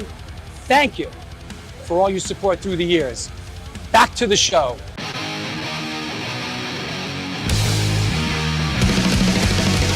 Conditioned by indoctrination, conditioned by society. You're a victim of the digital age, a 21st century casualty. Open your eyes, you're losing control. Open your eyes, put down the phone. Conditioned by misinformation, it's just the media telling us lies. Decipher fiction from the truth, society's slow and tragic demise. Open your eyes, you're losing control. Open your eyes, put down the phone. Everyone's got their fucking... What's up? We're back. Mother's Day edition, the New York Hardcore Chronicles Live. Want to mention a couple of upcoming shows. Yo, 1 week from today, Chris Beatty will be on the show. And, you know, I'm wondering, like, if I should reach out to Jamie Jasta because Chris, I don't know the circumstances of Chris leaving Hatebreed, but I feel like I should text Jamie and be like, hey, man, like, I'm not. And Chris was booked. Chris was booked to do the show before he even left the band. So I feel like going, Jamie, I'm not like trying to stir up anything here, but I feel a little weird about this, but looking forward to Chris coming on, and he's excited about telling his side of the story. Wednesday, May 28th, a Side Trips episode with Michael Falzerano from Hot Tuna, the New Riders of the Purple Sage, etc., etc. Don Caprio will be on talking about his new film, Director's Cut, with special guest actor Louis Lombardi from The Sopranos, 24, and Suicide Kings. Looking forward to this one from the Brotlow, Benjamin Howard Smith, on Wednesday, June 11th. The rescheduled Freddie Madball show celebrating the release of True to the Game, The Roadrunner Years, on Sunday, June 15th. And Mike Milewski, am I pronouncing that right? From Bulldoze, Train of Thought, Homicidal, Hold My Own, and Zero Trust will be on Wednesday, June 18th. So lots going on. Hey, I got to say it because that's how the show exists. There is a Patreon page. Please support the show on Patreon. That's the way to do it. There's a $2 tier or a $5 tier. It's right there, www.patreon.com/Drew Stone. Support the show on Patreon. There's also a PayPal address there. There's a super chat function. But the support needs shows. Also, we're looking for a sponsor. If you would like to join the ranks of the Texas Silver Rush, DTFM Vinyl Distro, Generation Records, 126 Hardcore Clothing, and Mad Vintage, please reach out. The New York Hardcore Chronicles Live is looking for another sponsor. So don't be scared. Do not be scared. Join us. Also, if you're watching in rerun, please subscribe to the Stone Films NYC YouTube page right there. And also pick up your communication device. I know I'm preaching to the choir here, but pick up the communication device and follow on Instagram at stonefilmsnyc.com. So that said, let's bring on our co-host, Lori Dawn. Hey. Yes, in my last shirt. Love it. All right, that's it. Hey, Mimi, are you going to actually put the? Are you going to put the phone so you're not moving it all around? You know what? Let's bring the drama. Let's bring the drama with this woman already. All yes. Right? I can't wait. Come on, let's go. Here we go. Let's welcome a new face to the show, an old friend and supporter. Let's welcome an American vocalist hailing from Rockland County, New York. She is currently known for her work in the band Fugit. Please welcome, coming at us from Congers, New York, our old friend, Mimi Fugit. Hello. So you're going to hold the phone the whole time? Is that what you're going to do? It's not moving. Stop. It's perfect. Stop. I tried to mount it because I wanted this masterpiece behind me. Oh. I tried to mount it, but Dank DeLong's like this is what I tried to mount it on. Oh, like, see, this is nice. Yeah, he's a disaster. But anyway, what are you in the rehearsal room? Yes, this is my house, my rehearsal room. This is where all the magic happens with Fugit. Very nice. Must be nice. I can't even imagine that, having like another room where you can. Cool. Listen, this is all I wanted was this room. Yeah. I have my all ages poster. I'll show you the whole room later. Right. See, this is nice now. We have camera work, Yeah, exactly. Camera. Normally we have a fixed Thank you, Lori. Nice. Happy Mother's Day, by the way. Happy Mother's Day to you. And I love her. Don't stick up for her. You're outnumbered, Drew. Right. Scotter says it's like she's on a roller coaster. Oh, stop it. What's going on? What's going on, Mimi? Let's start with this. What's happening here? So this was the most awesome thing I've done with my voice ever. This was the Leeway tribute at This Is Hardcore. It's kind of crazy how that came about. if you want me to share with you. Yes, No, please. How well, it this happened. would be the place to do it. Yeah, I will do it. So, everybody knows Dank. I'm bringing up Dank again. Dank has been, on the scene for a long time. His first band was White Plastic. Every time we see Vinny Stigma, it's like White Plastic. Like everybody knows White Plastic. I didn't know White Plastic. Did you know White Plastic? Never, right? But anyway, leave it to Vinny Stigma. He would oh, know. he remembered. Oh, yeah. And so that Dank was he was the roadie for Warzone. Did you see that video on the Fugit page? I did. It's so awesome. You have to watch it. It's It's absolutely hilarious. There's little clips of that actually in a movie, and I don't remember the movie right now. Packing the van. It's You know very why? fun. I can't remember the movie right now. Mother's Day. It's Mother's Day. Stop. Don't judge me. You get a pass. Do not judge me. But anyway, so yeah, he's been in a lot of bands. He was in Whiplash. He went on tour with Eddie. He was in Leeway NYC with Eddie. And the Eddie Leeway show, I believe. Yeah. And they toured, all over the place. And after Eddie passed, I'm sorry, actually it was after Eddie passed. Jimmy Ferrari was putting on that that fundraiser for his family, and he already had asked Dank to be part of the Leeway tribute. And so me and Dank are in the car going somewhere, I don't know, and he goes, "Oh, Artie asked me to play bass," and so I was like, "Oh, that's great." And he goes, "Artie asked me to sing on the outside, and you love the way I sing it." I go, "Oh, that's awesome. I know I'm so happy for you." Dank loves to sing, okay? Unfortunately. So a week later, we're in the car again, and he goes, "Actually, they want me to sing another song." I go, "Wait." I'm like, "Wait a minute. Is there a shortage of singers? Because you're not the one." I said, "Can you please tell them that, Fugit did like the rise and fall, squealer thing."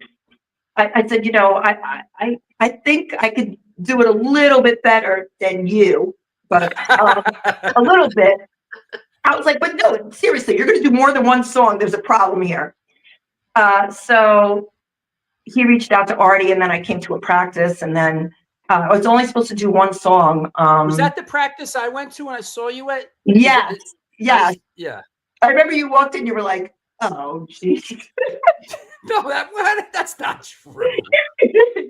You were like, "Oh God, there's a singer here."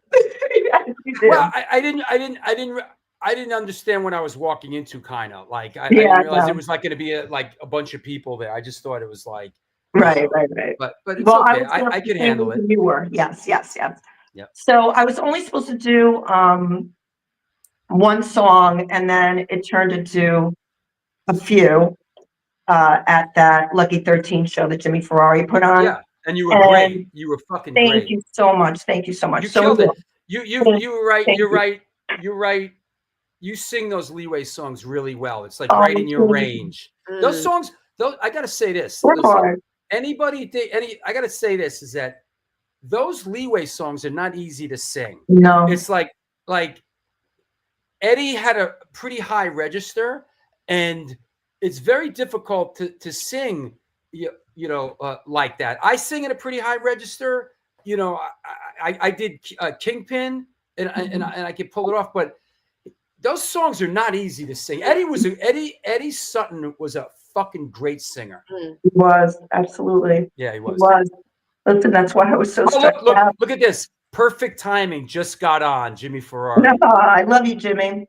Yeah. No, it was very stressful. And then after I got through that show at Lucky 13, people were coming up to me left and right. They were really complimentary. It made me feel very good. It really made me feel good. And they were saying like, "Oh, you're going to do this as hardcore?" I go, "No, I'm not doing this hardcore. Are you crazy?"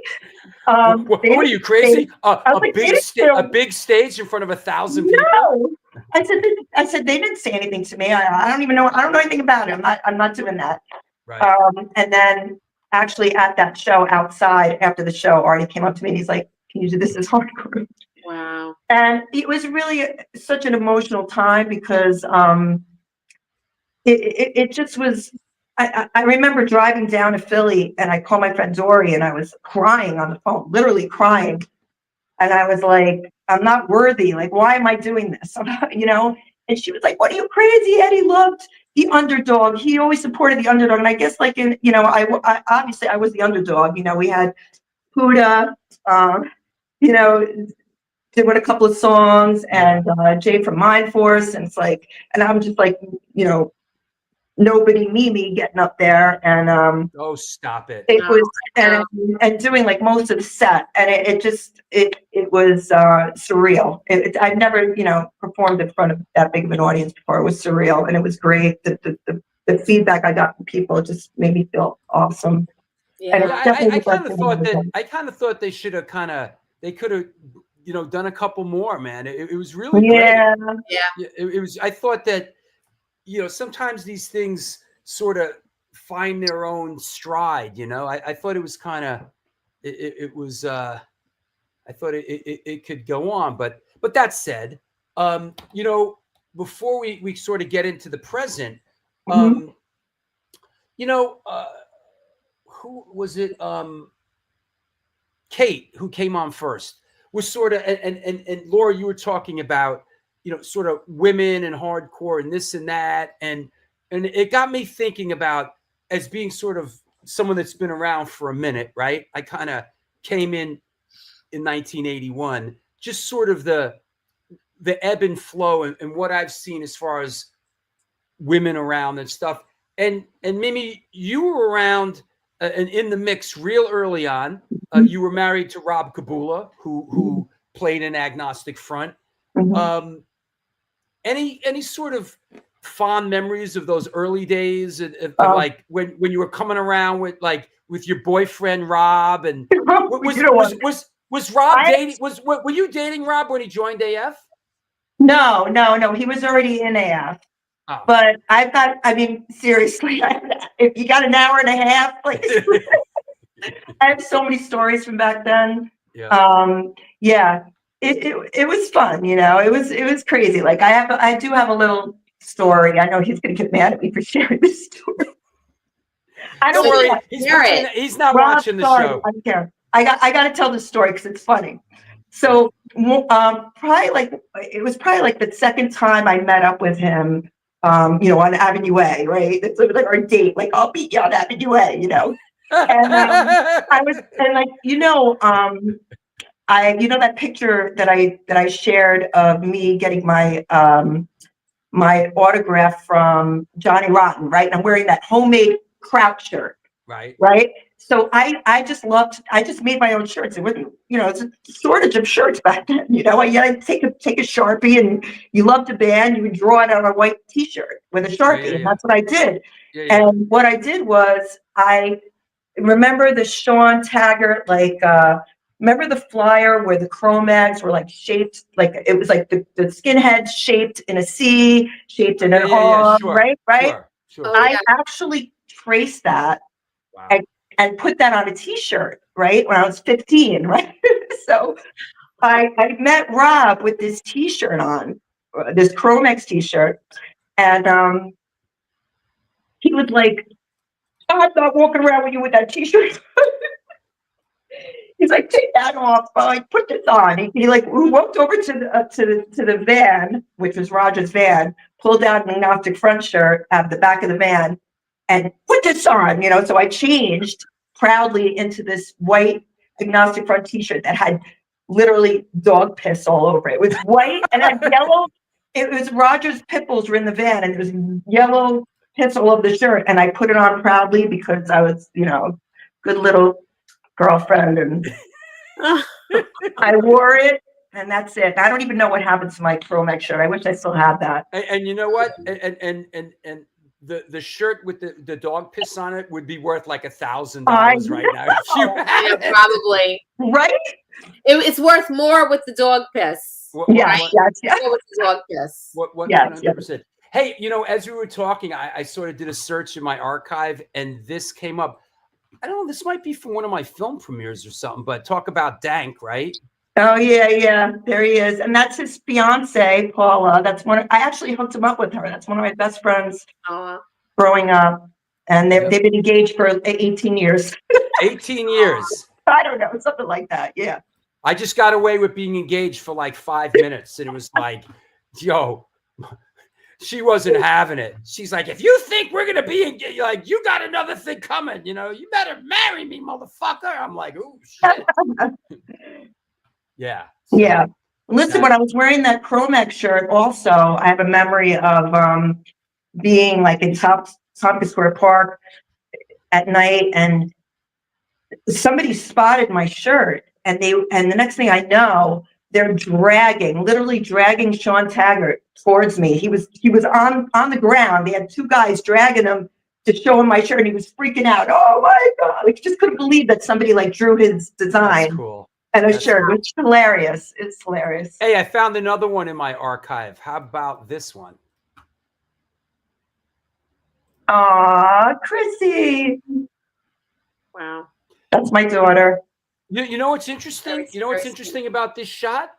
This is the original A7 plaque that they replaced. Not the revised one. This is the one that caused all the drama. This is the original A7 plaque that caused all the drama. Wow. Yeah. That's great that you still have that. Yeah, that was a great shot. Yeah. So now, maybe did you so we were talking before about how some of us kind of stepped away to raise some women, a lot of women stepped away, raised the kids, and then had this like re-entry. Was that something that you did, or were you just continuous through? When did the band start as well? So a little bit of a time frame. I sang at a very, very early age, like 5 years old. I mean, as soon as I could talk, I have pictures of myself as a toddler, like singing, like performing, in front of my family and everything. But, I don't know, like, it's so embarrassing to say, but, when I started getting into hardcore at a very young age, like, to me, it wasn't cool to sing, like, right? I didn't think about it. Like, I put my singing aside. Like, it wasn't cool. And it wasn't until I was like my mid-20s when I started singing again, and then did you have your kids already, or? Yes, I had my kids. They were, just born, or toddlers, and I had literally just thrown away a 500-page notebook of lyrics that I had when I was like 16 years old. Literally just threw it out a week before I met the guitarist in my cover band that I was doing. And I wanted to do originals so bad. I didn't want to be in a cover band, but it was like my only way to perform. So I ended up being in a cover band for many years. And then, which Drew actually came out to see and support, and he sang with me one night. Very nice. It was really cool. They had a cool thing going on, and you have a great voice. So thank you. And Dank was in that group as well, right? Yes, he was. Yeah. Wow. Yeah. And then, when did Fugit come about? When did that form? So Dank started Fugit. Okay. Fugit was Dank's. Started out as Dank's like cover band who did like terrible covers of Judas Priest, like, right? Yeah. So once in a while he'd be like, "Oh, can you come and sing? We're doing a show, do a couple of songs with us." And I'm like, "All right, but I want to do Signs of the Times," right? So so that was the song that I did. That was my song that I would come and do like a little guest spot, do Signs of the Times. And then like it evolved, and then it just turned into, okay, can you do like a couple of Zeppelin songs, AC/DC songs? So I started doing that, and then it was like I just became a member, and then Dank had already written some originals, so there are a couple of Dank originals, and I slowly started steering them towards my jam, as you know, you would say. Yeah. So now, like the 2 new Fugit songs that just dropped on all streaming platforms, by the way. That's Those songs are from like my heart. Like and it that sounds like it's from you. Yeah. finally steered them to where I want it to be, and I'm excited about it. And you're talking about Drop Kick the Clock and Hair of the Dog. Yes. Yes. And, yes. and can I throw this plug? Can I throw Hair of the dog. Can I throw another plug in there?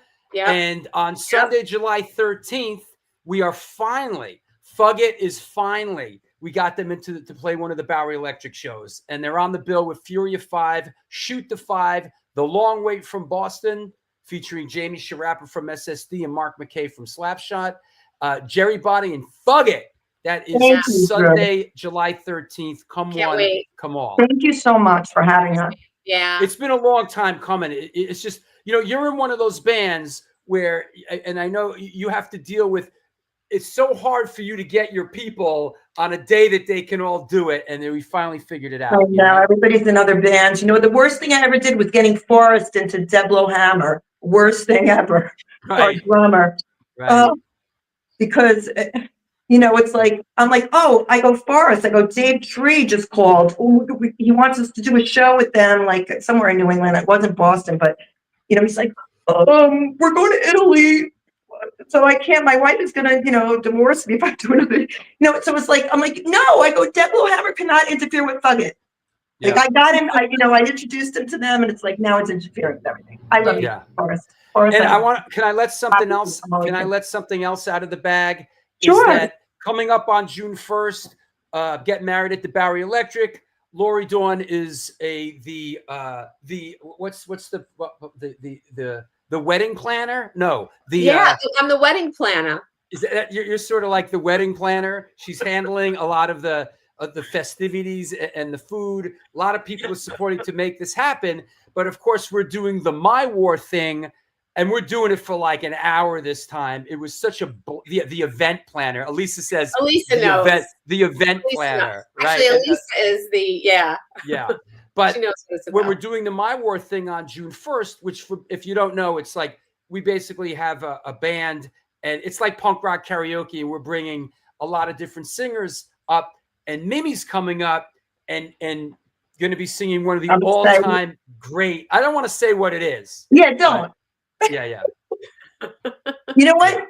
Today is actually 41 years since my first hardcore show.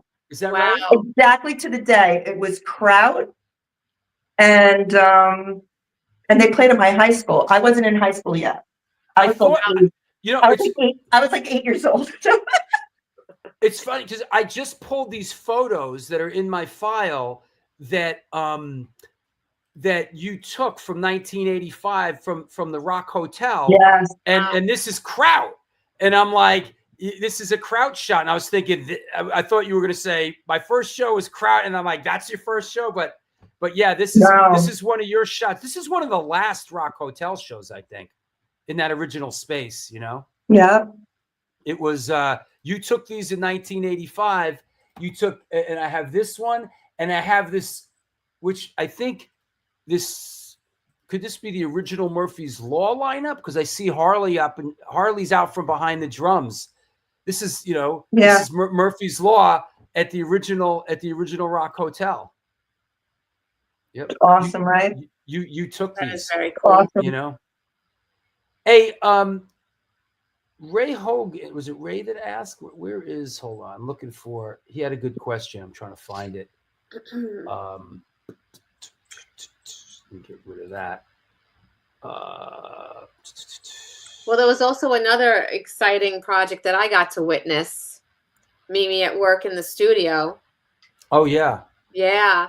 So coming out of that that leeway, my friend Jeff had seen footage of the Leeway tribute that Mimi did, and he said, do you know this girl? Like, how do I get in touch with?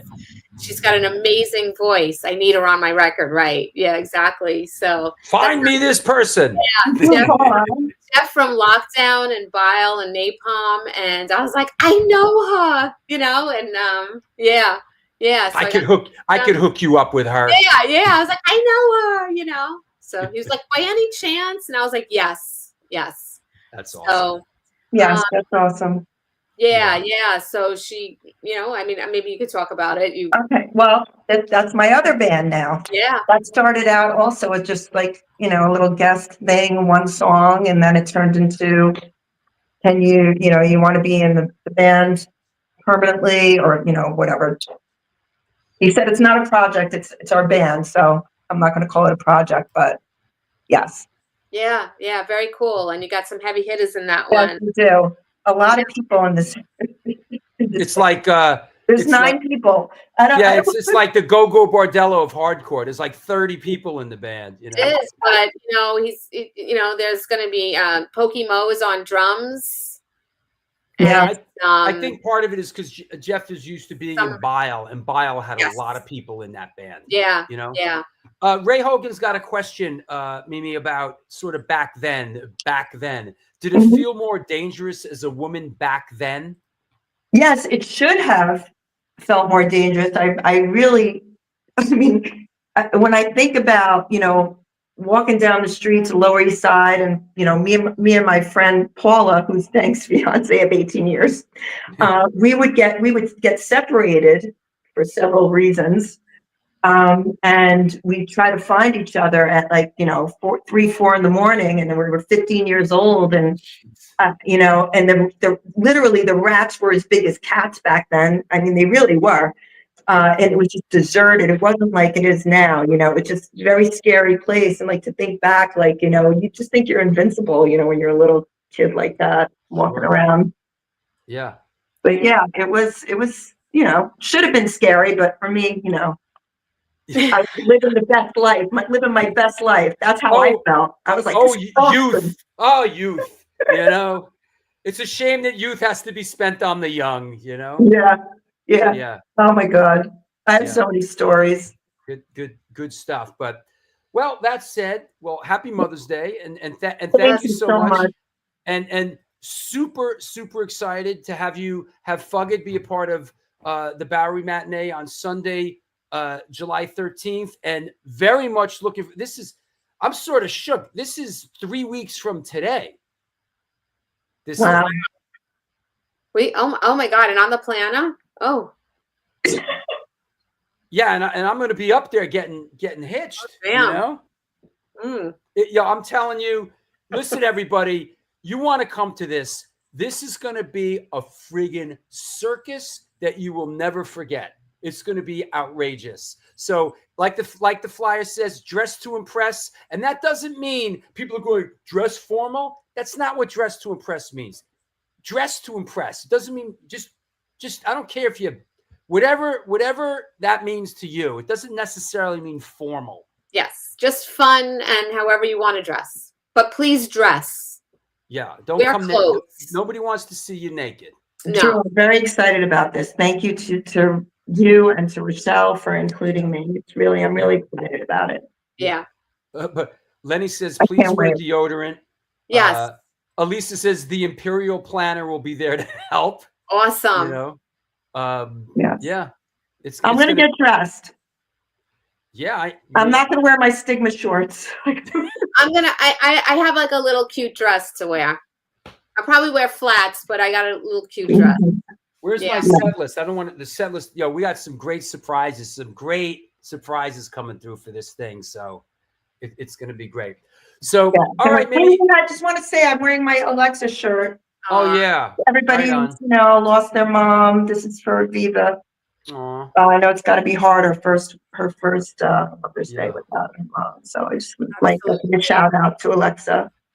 Absolutely. Yeah. Thank you, Mimi. We will talk to you. All right. Thank Thank you for having me, Drew. Thank you. You'll come back. You'll come back soon. Yes. Thank you. Bye-bye. Bye. Bye. Love I her. love that lady. Yeah. She's love great. her. Yeah, she's the best. Now that we broke the ice and she was on, we'll have to get her back on. Absolutely. Because there's so much it's there. like, bring the drama, holding the phone the whole time. And she was fine. She was fine. She got a good workout with the arm, Hey, wait, let me shout out these sponsors real quick, and we will bring on our final Save the best for last guest, okay? This is the New York Hardcore Chronicles Live. If you're just tuning in like Rich Zola or anybody else, welcome. You know why you're here. We know why you're here. Hopefully we deliver the goods. We are sponsored by blah, blah, blah, blah, blah, and 126 Hardcore Clothing. They're a streetwear brand for restless individuals who don't compromise. They are about being positive, spontaneous, and true to yourself. For years, they experimented with several printing methods and materials and collaborated with a large number of designers and illustrators, always giving room for fresh perspectives while retaining the hardcore attitude. Get in touch with them. Ramp up your weak-ass clothing game. www.126clothing.com. Help me help you.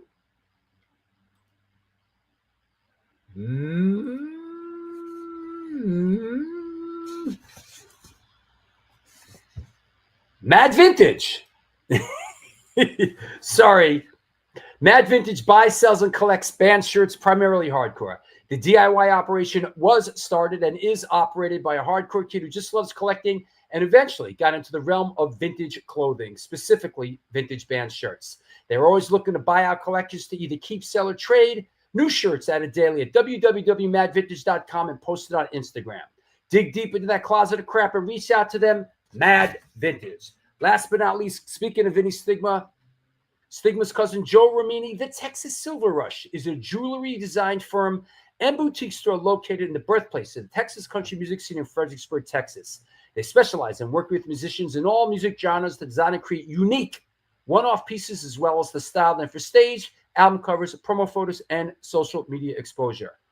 Their client list includes Rock and Roll Hall of Famers Greg Rollet, Ringo Starr, and of course, Agnostic Front. Information and online sales are being taken at their Facebook and Instagram pages, and of course, www.thetexassilverrush.com. You'll excuse me if I'm slightly delirious. I haven't slept much in the past 2 days. We had the walking tour. We had the Greg Smith book event. I get up early to do this show. I'm getting married in a couple days. We're going to Vegas in a couple days, which I should mention. Some events coming up. Saturday, May 24th, in our beloved Tompkins Square Park. It is our annual Memorial Day weekend show with Rebelmatic, Non-Residents, Butterbrain, End of Hope, and Sonic Bomb.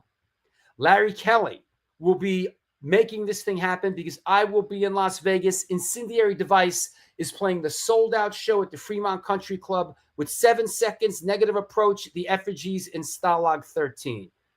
Your ass out if you haven't bought tickets for that. I'm also hosting a tour at the Punk Rock Museum on Sunday the 25th at 10:15 a.m.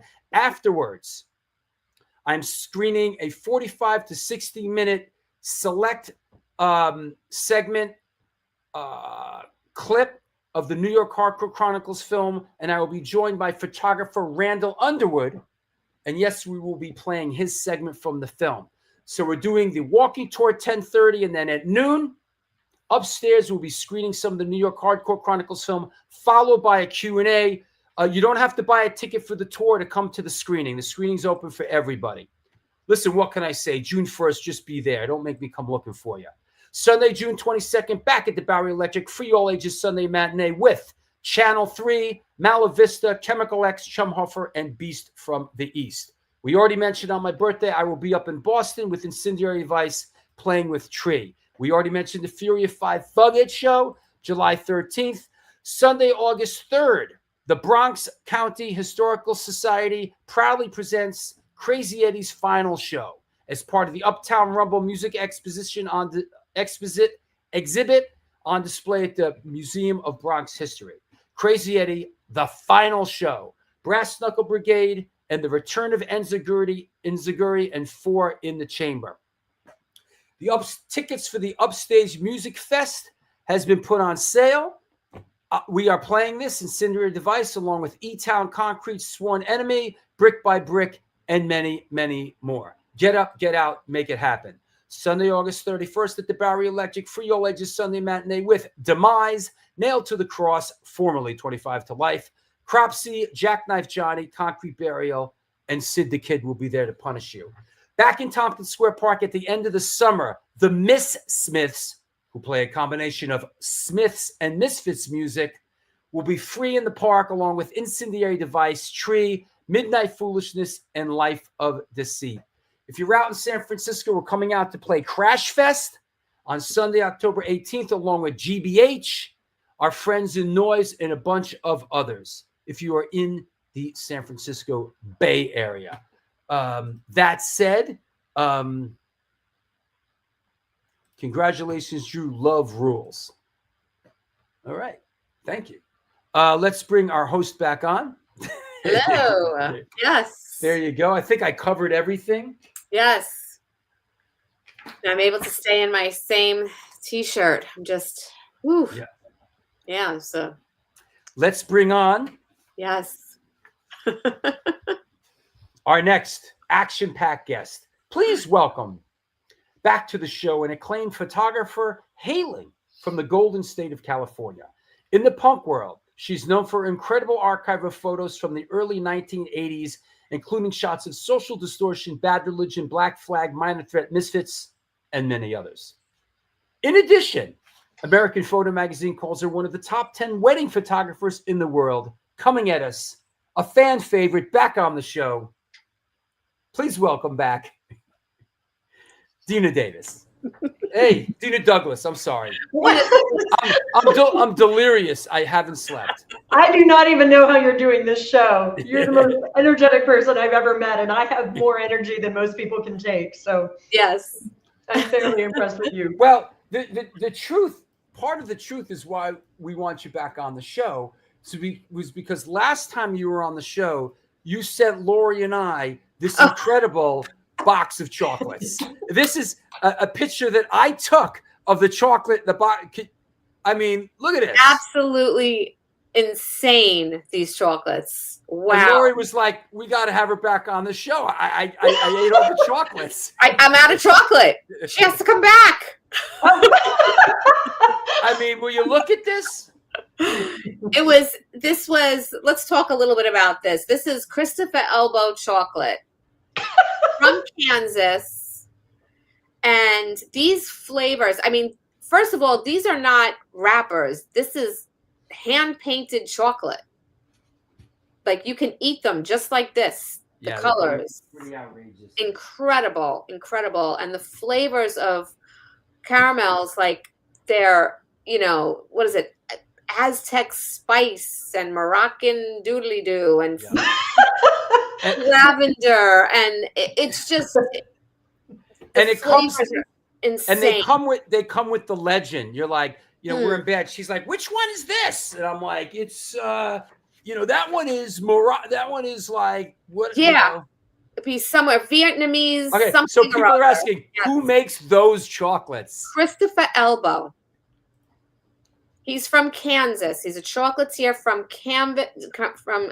Kansas, and incredible. Yeah. I sent some to Nancy also. Oh my God. Oh, you did? You sent some to Nancy? Yes, that's what she's saying.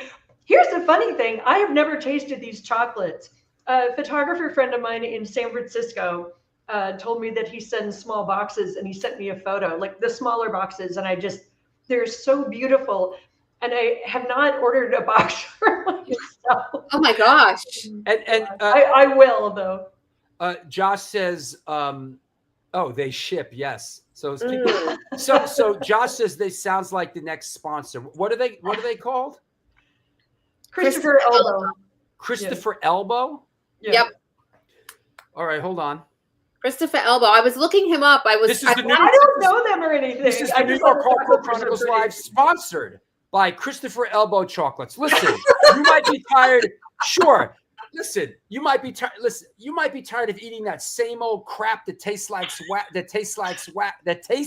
wax. That American crap that sucks. What you really want is Christopher Elbow chocolate. Yeah. Help me help you. Yes, the best chocolate I've ever had, hands down. The flavors. I'm gonna get off and order myself a box. I can't believe it. And I had so much drama trying to write a heartfelt note to each one of you, because the notes would disappear as you hit submit, and then I had to write to them separately, and they had to write back, and I'm like, these are the notes I want to include. And if anybody out there has any connection with this chocolate company, tell them they need to sponsor the New York Hardcore Chronicles. Tell them They will that- get tell tons of business.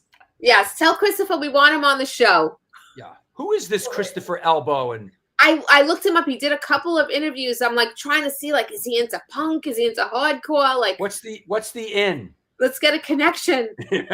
I'll write to the girl that helped me with the cards. Yeah. I'll see if anybody there knows anything about anything we want to talk about. See? That would be really Lenny fun. says, and I'm over here slumming it with Reese's peanut butter cups. Listen, You're wasting. You're wasting. help me help you. Christopher Elbow's chocolate. Stop eating that crap. Milky Way, all that other and you know what, the truth be told, I think everyone can agree on this. A lot of the stuff that we loved when we were kids, whether it's like Hawaiian Punch or even just a basic like American candy bar, tastes disgusting now. Yeah. Like with Oh, all it these, does. it's disgusting. Reese's Pieces, Reese's Peanut Butter Cups bear no resemblance to what they tasted like when you were a kid. And it's not because my taste buds have changed. It's the ingredients have changed. So. Yeah. It all.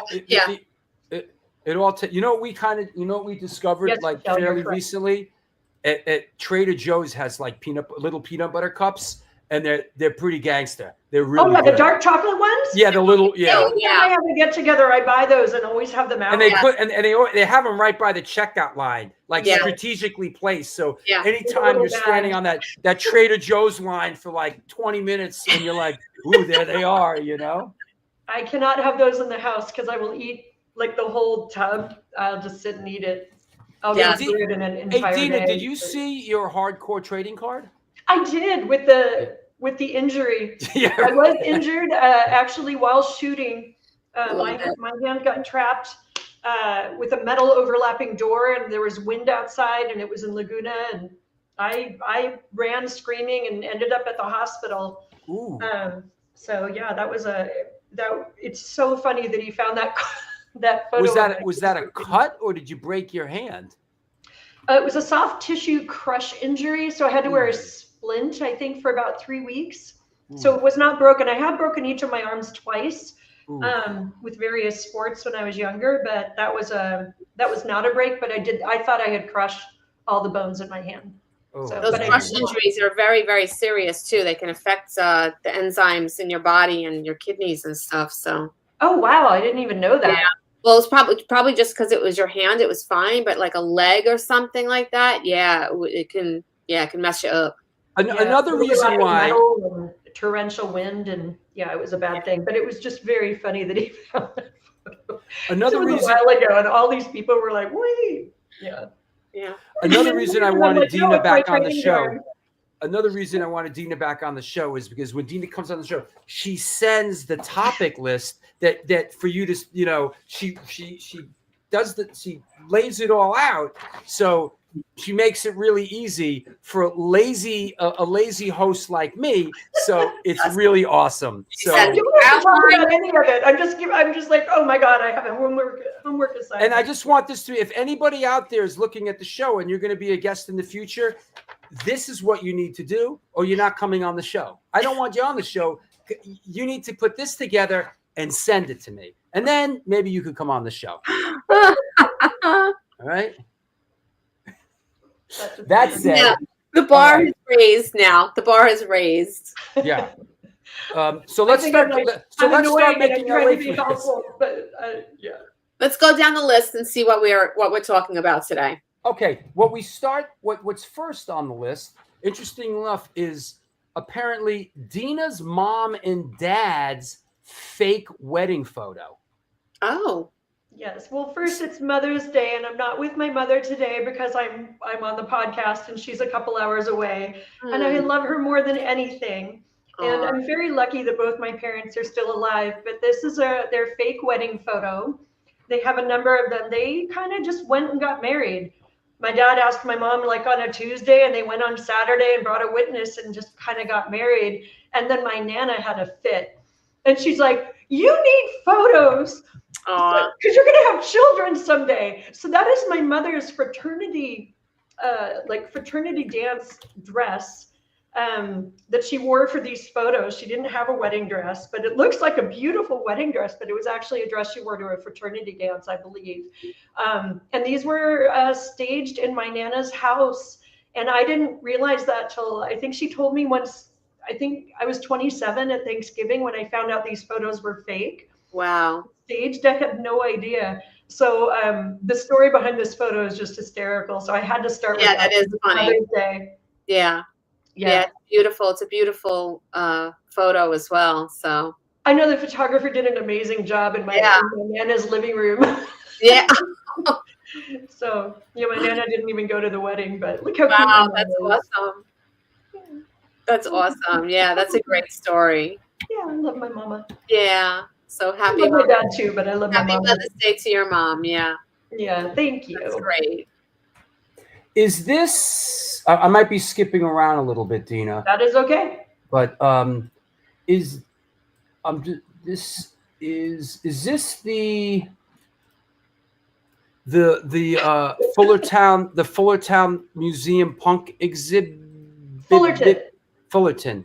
So the Fullerton Museum has a fantastic exhibit going on right now. I think I have 4 or 5 photos in there from that. It's multiple rooms. It's massive. Takes a long time to get through. You can go 2 or 3 times and still not see all the stuff. And TSOL and DI played on the opening night, and many thousands of people came. It was sold out. And it's running through, I believe, August 10th. And I have about 40 images in the exhibit, but a lot of punk bands contributed, instruments and old T-shirts and, rare out of print albums. And it's fantastic. It's still going on. It was recently in the Los Angeles Times, which is awesome. And like 7 of my photos are in this photo. Wow. So that's great. I was very excited that I was actually able to find a copy because I didn't know about it for 2 days. And then I was driving all over trying to find an old copy of the LA Times, but I was able to get one. It's a little wrinkled, but I tried to set it up in Photoshop so you could show it. Is this part of it as well? Yep. Yeah. No Nice. teenage girls, no punk history. So it's kind of funny. I had said that in my initial meeting with the curator of the museum, and she contacted me a week or 2 before it went up and said, could we put that line up on the wall? And I said, sure. And then they didn't have time. And so it wasn't up for the opening night, but now it's up, and she sent me a photo of it. And no teenage That's girls, awesome. no punk history. I mean, obviously there were some guys there, but think about the teenage girls and what they created. Yes. Allison Braun, Marla Watson, Brooke Smith, Linda Arenal, me, and I know I'm sure I'm missing somebody, but there was just a bunch of teenage girls that were just quietly documenting history. And think of what our punk history would be if those 5 or 6 girls weren't out there shooting, and we were all teenagers. Yeah. And so I think it's important to it was really nice that they did that little wall with the 4 girls that had contributed so many photos to this exhibit, and then she put that quote up, and I was so surprised because I just mentioned it, when we were having a phone call about the exhibit. So that's one of your minor threat photos. That's right? One of my minor threat photos. Yeah. Ian is kind of just exhausted and sitting, but he's still performing, but he just took a break at one point. He's all sweaty and he just looks so tired, and that's one of the photos that they had chosen. So it's hanging at the exhibit now. Very, very I'm actually taking a class of high school kids there on May 21st. Some teacher reached out to me that's a punk fan and asked if I'd come speak to his class, and I said sure. Oh, very nice. A bunch of times I speak about gross versus net and kind of the reality of the photography business. And but I said, how about if we go to the museum instead? And I contacted the museum, and so the whole class, we're doing a field trip, which is fun. I don't have kids, so it'll be fun. Yeah. Is this what's going on? What's going on here? I don't know. Oh, that's Channel 3. So I threw that in because I know you love those guys. Yeah, so, they're friends. Yeah. So Mike and Kim are over on the left, and unfortunately, I don't know the names of the guys on the right. Is this at the museum thing? Yeah, they have a whole section. There's Social Distortion. There's Channel 3. There's just all different TSOL. I see. Adolescence. There's all sorts of different sections. Germs, like the Punk Rock Museum came in and did like a germs exhibit. It's a massive. This looks very cool. Undertaking. Yeah. Yeah, we got them coming to New York. You know, they're doing one of our New York shows. Yeah, that's why I threw it in because I know you love those guys. So yeah. Yeah, and then interestingly enough, you know, out in Vegas, they just announced their Mike reached out to me and like I thought everything was announced. And they announced a club show, and it's literally the night that we show up, and it's like, oh hell yeah, you know. That's awesome. So we'll be able to go to that. Some of the other stuff, kind of walk us through. I might be poking around a little bit. Oh, I don't mind. Do whatever you want. Yeah. What's going on here? Oh, so Kill Your Idols was asked to do the tour poster for the new Blink-182 tour. And I guess they tried out a bunch of ideas, but they used a photo that I had taken of a crowd at Discharge playing at the Olympic Auditorium in Los Angeles. Oh. And they took the photo, but they put bunny heads on all the people. That's funny. And swapped out their heads. And then they ran all these ideas, I guess, by Travis Barker or the band or whoever. And this is the one that ended up getting settled on. And then Brian's like, is this, you know, could we pay you to do this? Is this okay? And I'm like, this is the coolest thing I've ever seen with all the bunny heads. So That's then the cool. next photo in the Dropbox I sent you is the photo. This is the very next photo. I didn't put that together. The original photo? The one that says original photo says Blink original shot. Yeah. I got to find it. It's right underneath in the Dropbox. It says number 04V. Hold on. Let me That's go okay.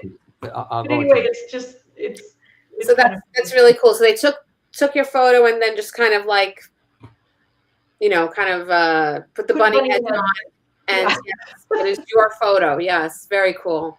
Yeah, very cool. Hold on, I'm finding it because I relabeled everything, and created love that. Yeah. created confusion. I don't. That's okay. I don't see it. Why don't I see it? So it's 04 and then there's 04V right underneath it. Sorry. That's okay. Yeah. Anyway, we'll have to pass on that because I that's did not okay. see Yeah, it. but it's just funny because there are all these punk kids, but instead now they have big bunny Now heads. they have bunny heads. Yeah. So that was kind of just a fun thing. And now the photos like everywhere because the band's on tour, and so it's just. And now I'm kind of hoping that people show up at their shows with giant bunny heads. So Yeah. That would be fun. good thing. I got this one, which is a little different. It's a cool shot. Oh, thank you. Yeah, I have about 8 or 9 in this series, and I thought this was the best one. And it's now my most viewed photo on my Instagram, which isn't that old. I think I've only posted 90 photos on it, but yeah, it has like 45,000, 46,000 views. That's not reflected in the like count, but the band and Monkey the singer both shared it. And yeah, I'm just kind of shocked how many eyeballs have actually seen it at this point. I've never seen this band play, and I think I'm going to see him in Vegas, so I'm looking forward to it. Oh yeah, they're a lot of fun, but you know, obviously their whole style was based on Clockwork Orange early Sure. on, and so you know, this is in the '80s, and all these fans were dressing up like droogs in the white with the bowlers, and I just thought it was really funny. I went and gathered the people. I don't know, I was 17 or 18 years old at the time, but I gathered a few people and was able to get that photo and kind of stumbled across it the other day, and I thought it was pretty cool. Yeah, this is the Blink-182 photo, so it's very different without the bunny heads. Yes. Yeah, and now I recognize that from your page. Yes. Yeah. So Kill Your Idols is they're also going to be my publisher, and they're super creative. Very cool. Yeah, and they just tried a bunch of different ideas, and yeah, and that was actually one of my favorite crowd shots. So yeah. Yeah, I love that crowd shot too. Yeah. So thank you. That's very cool. Very cool. You mentioned we talked about this when you were on a while back, and I guess we're getting closer to this happening, which is the Big Frank Memorial Celebration. For those that may not have seen when you were on previously, who was Big Frank and what did he mean to you? Big Frank was Golden Voice's stage manager back when Golden Voice was a new company founded by Gary Tovar, who was bringing in, you know, the punk bands from the UK and sponsoring the big, you know, the big punk shows with multiple bands in Los Angeles, and Frank worked at Zed Records in Long Beach. And I was pretty young, and he looked terrifying, and come to find he was just a huge sweetheart and just a doll. And I love that I got to reconnect with him for about a year, and we texted a lot, and then he passed away. And so now they're doing a big benefit show for his daughter, Bella. And they chose, I found this photo that I had taken of him, but you can see why he would look scary to me as a teenager.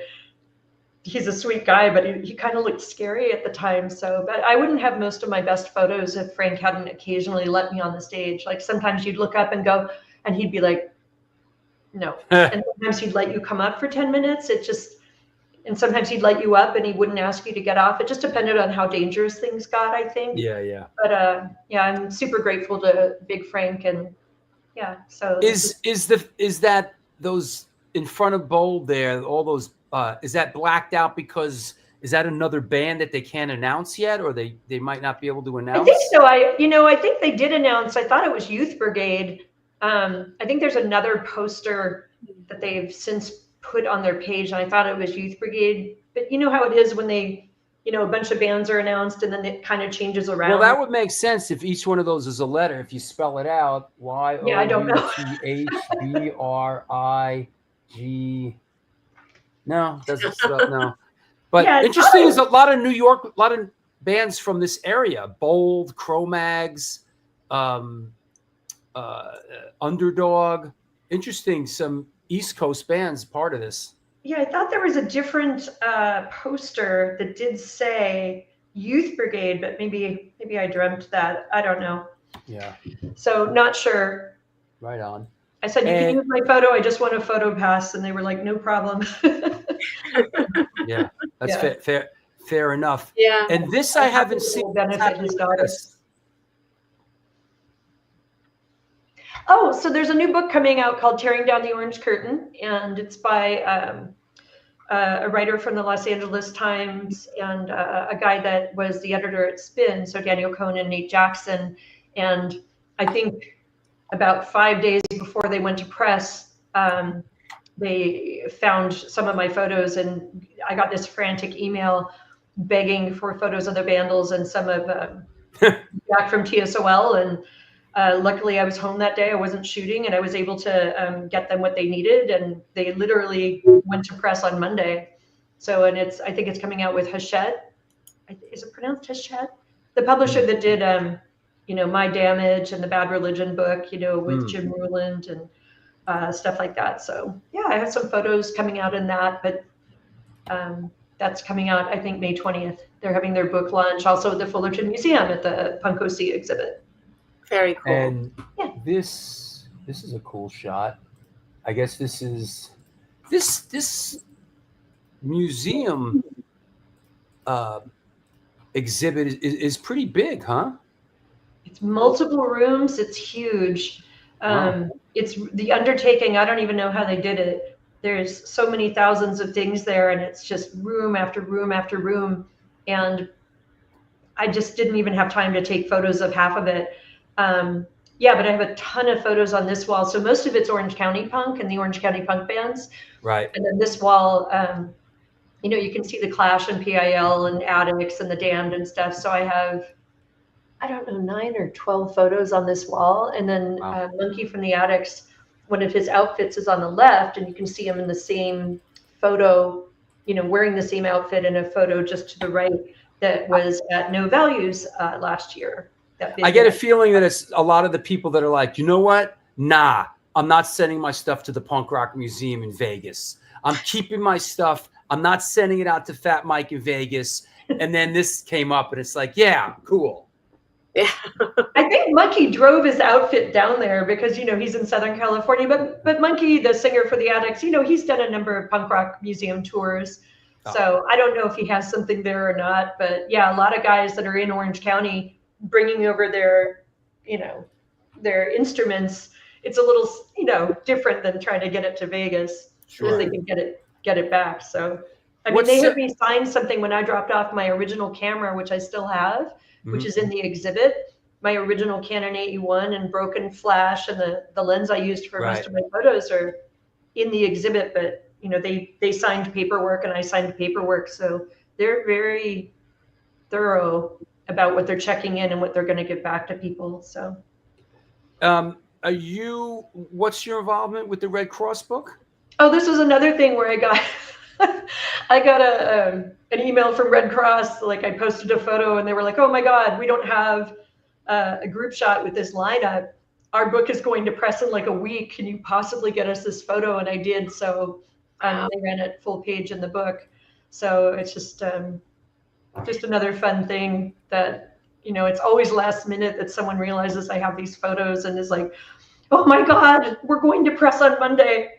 So, yeah. And this is from that same collection of photos that was in a drawer. Yeah. That's incredible. They're all in my closet. So, but it's fun because now I have all this stuff in other people's books. I've been working very hard on my book, which is now postponed because of tariffs. But your book's postponed, right? Because of the tariffs, you said? It is postponed, yeah, because a lot of these smaller publishers and indie publishers that really know the market, they print overseas. And right now it's just a good time to wait. And I thought the timeline was a little tight. Did you print overseas as well? Yeah, but we approached it like we printed overseas and we sort of said, let's get it going.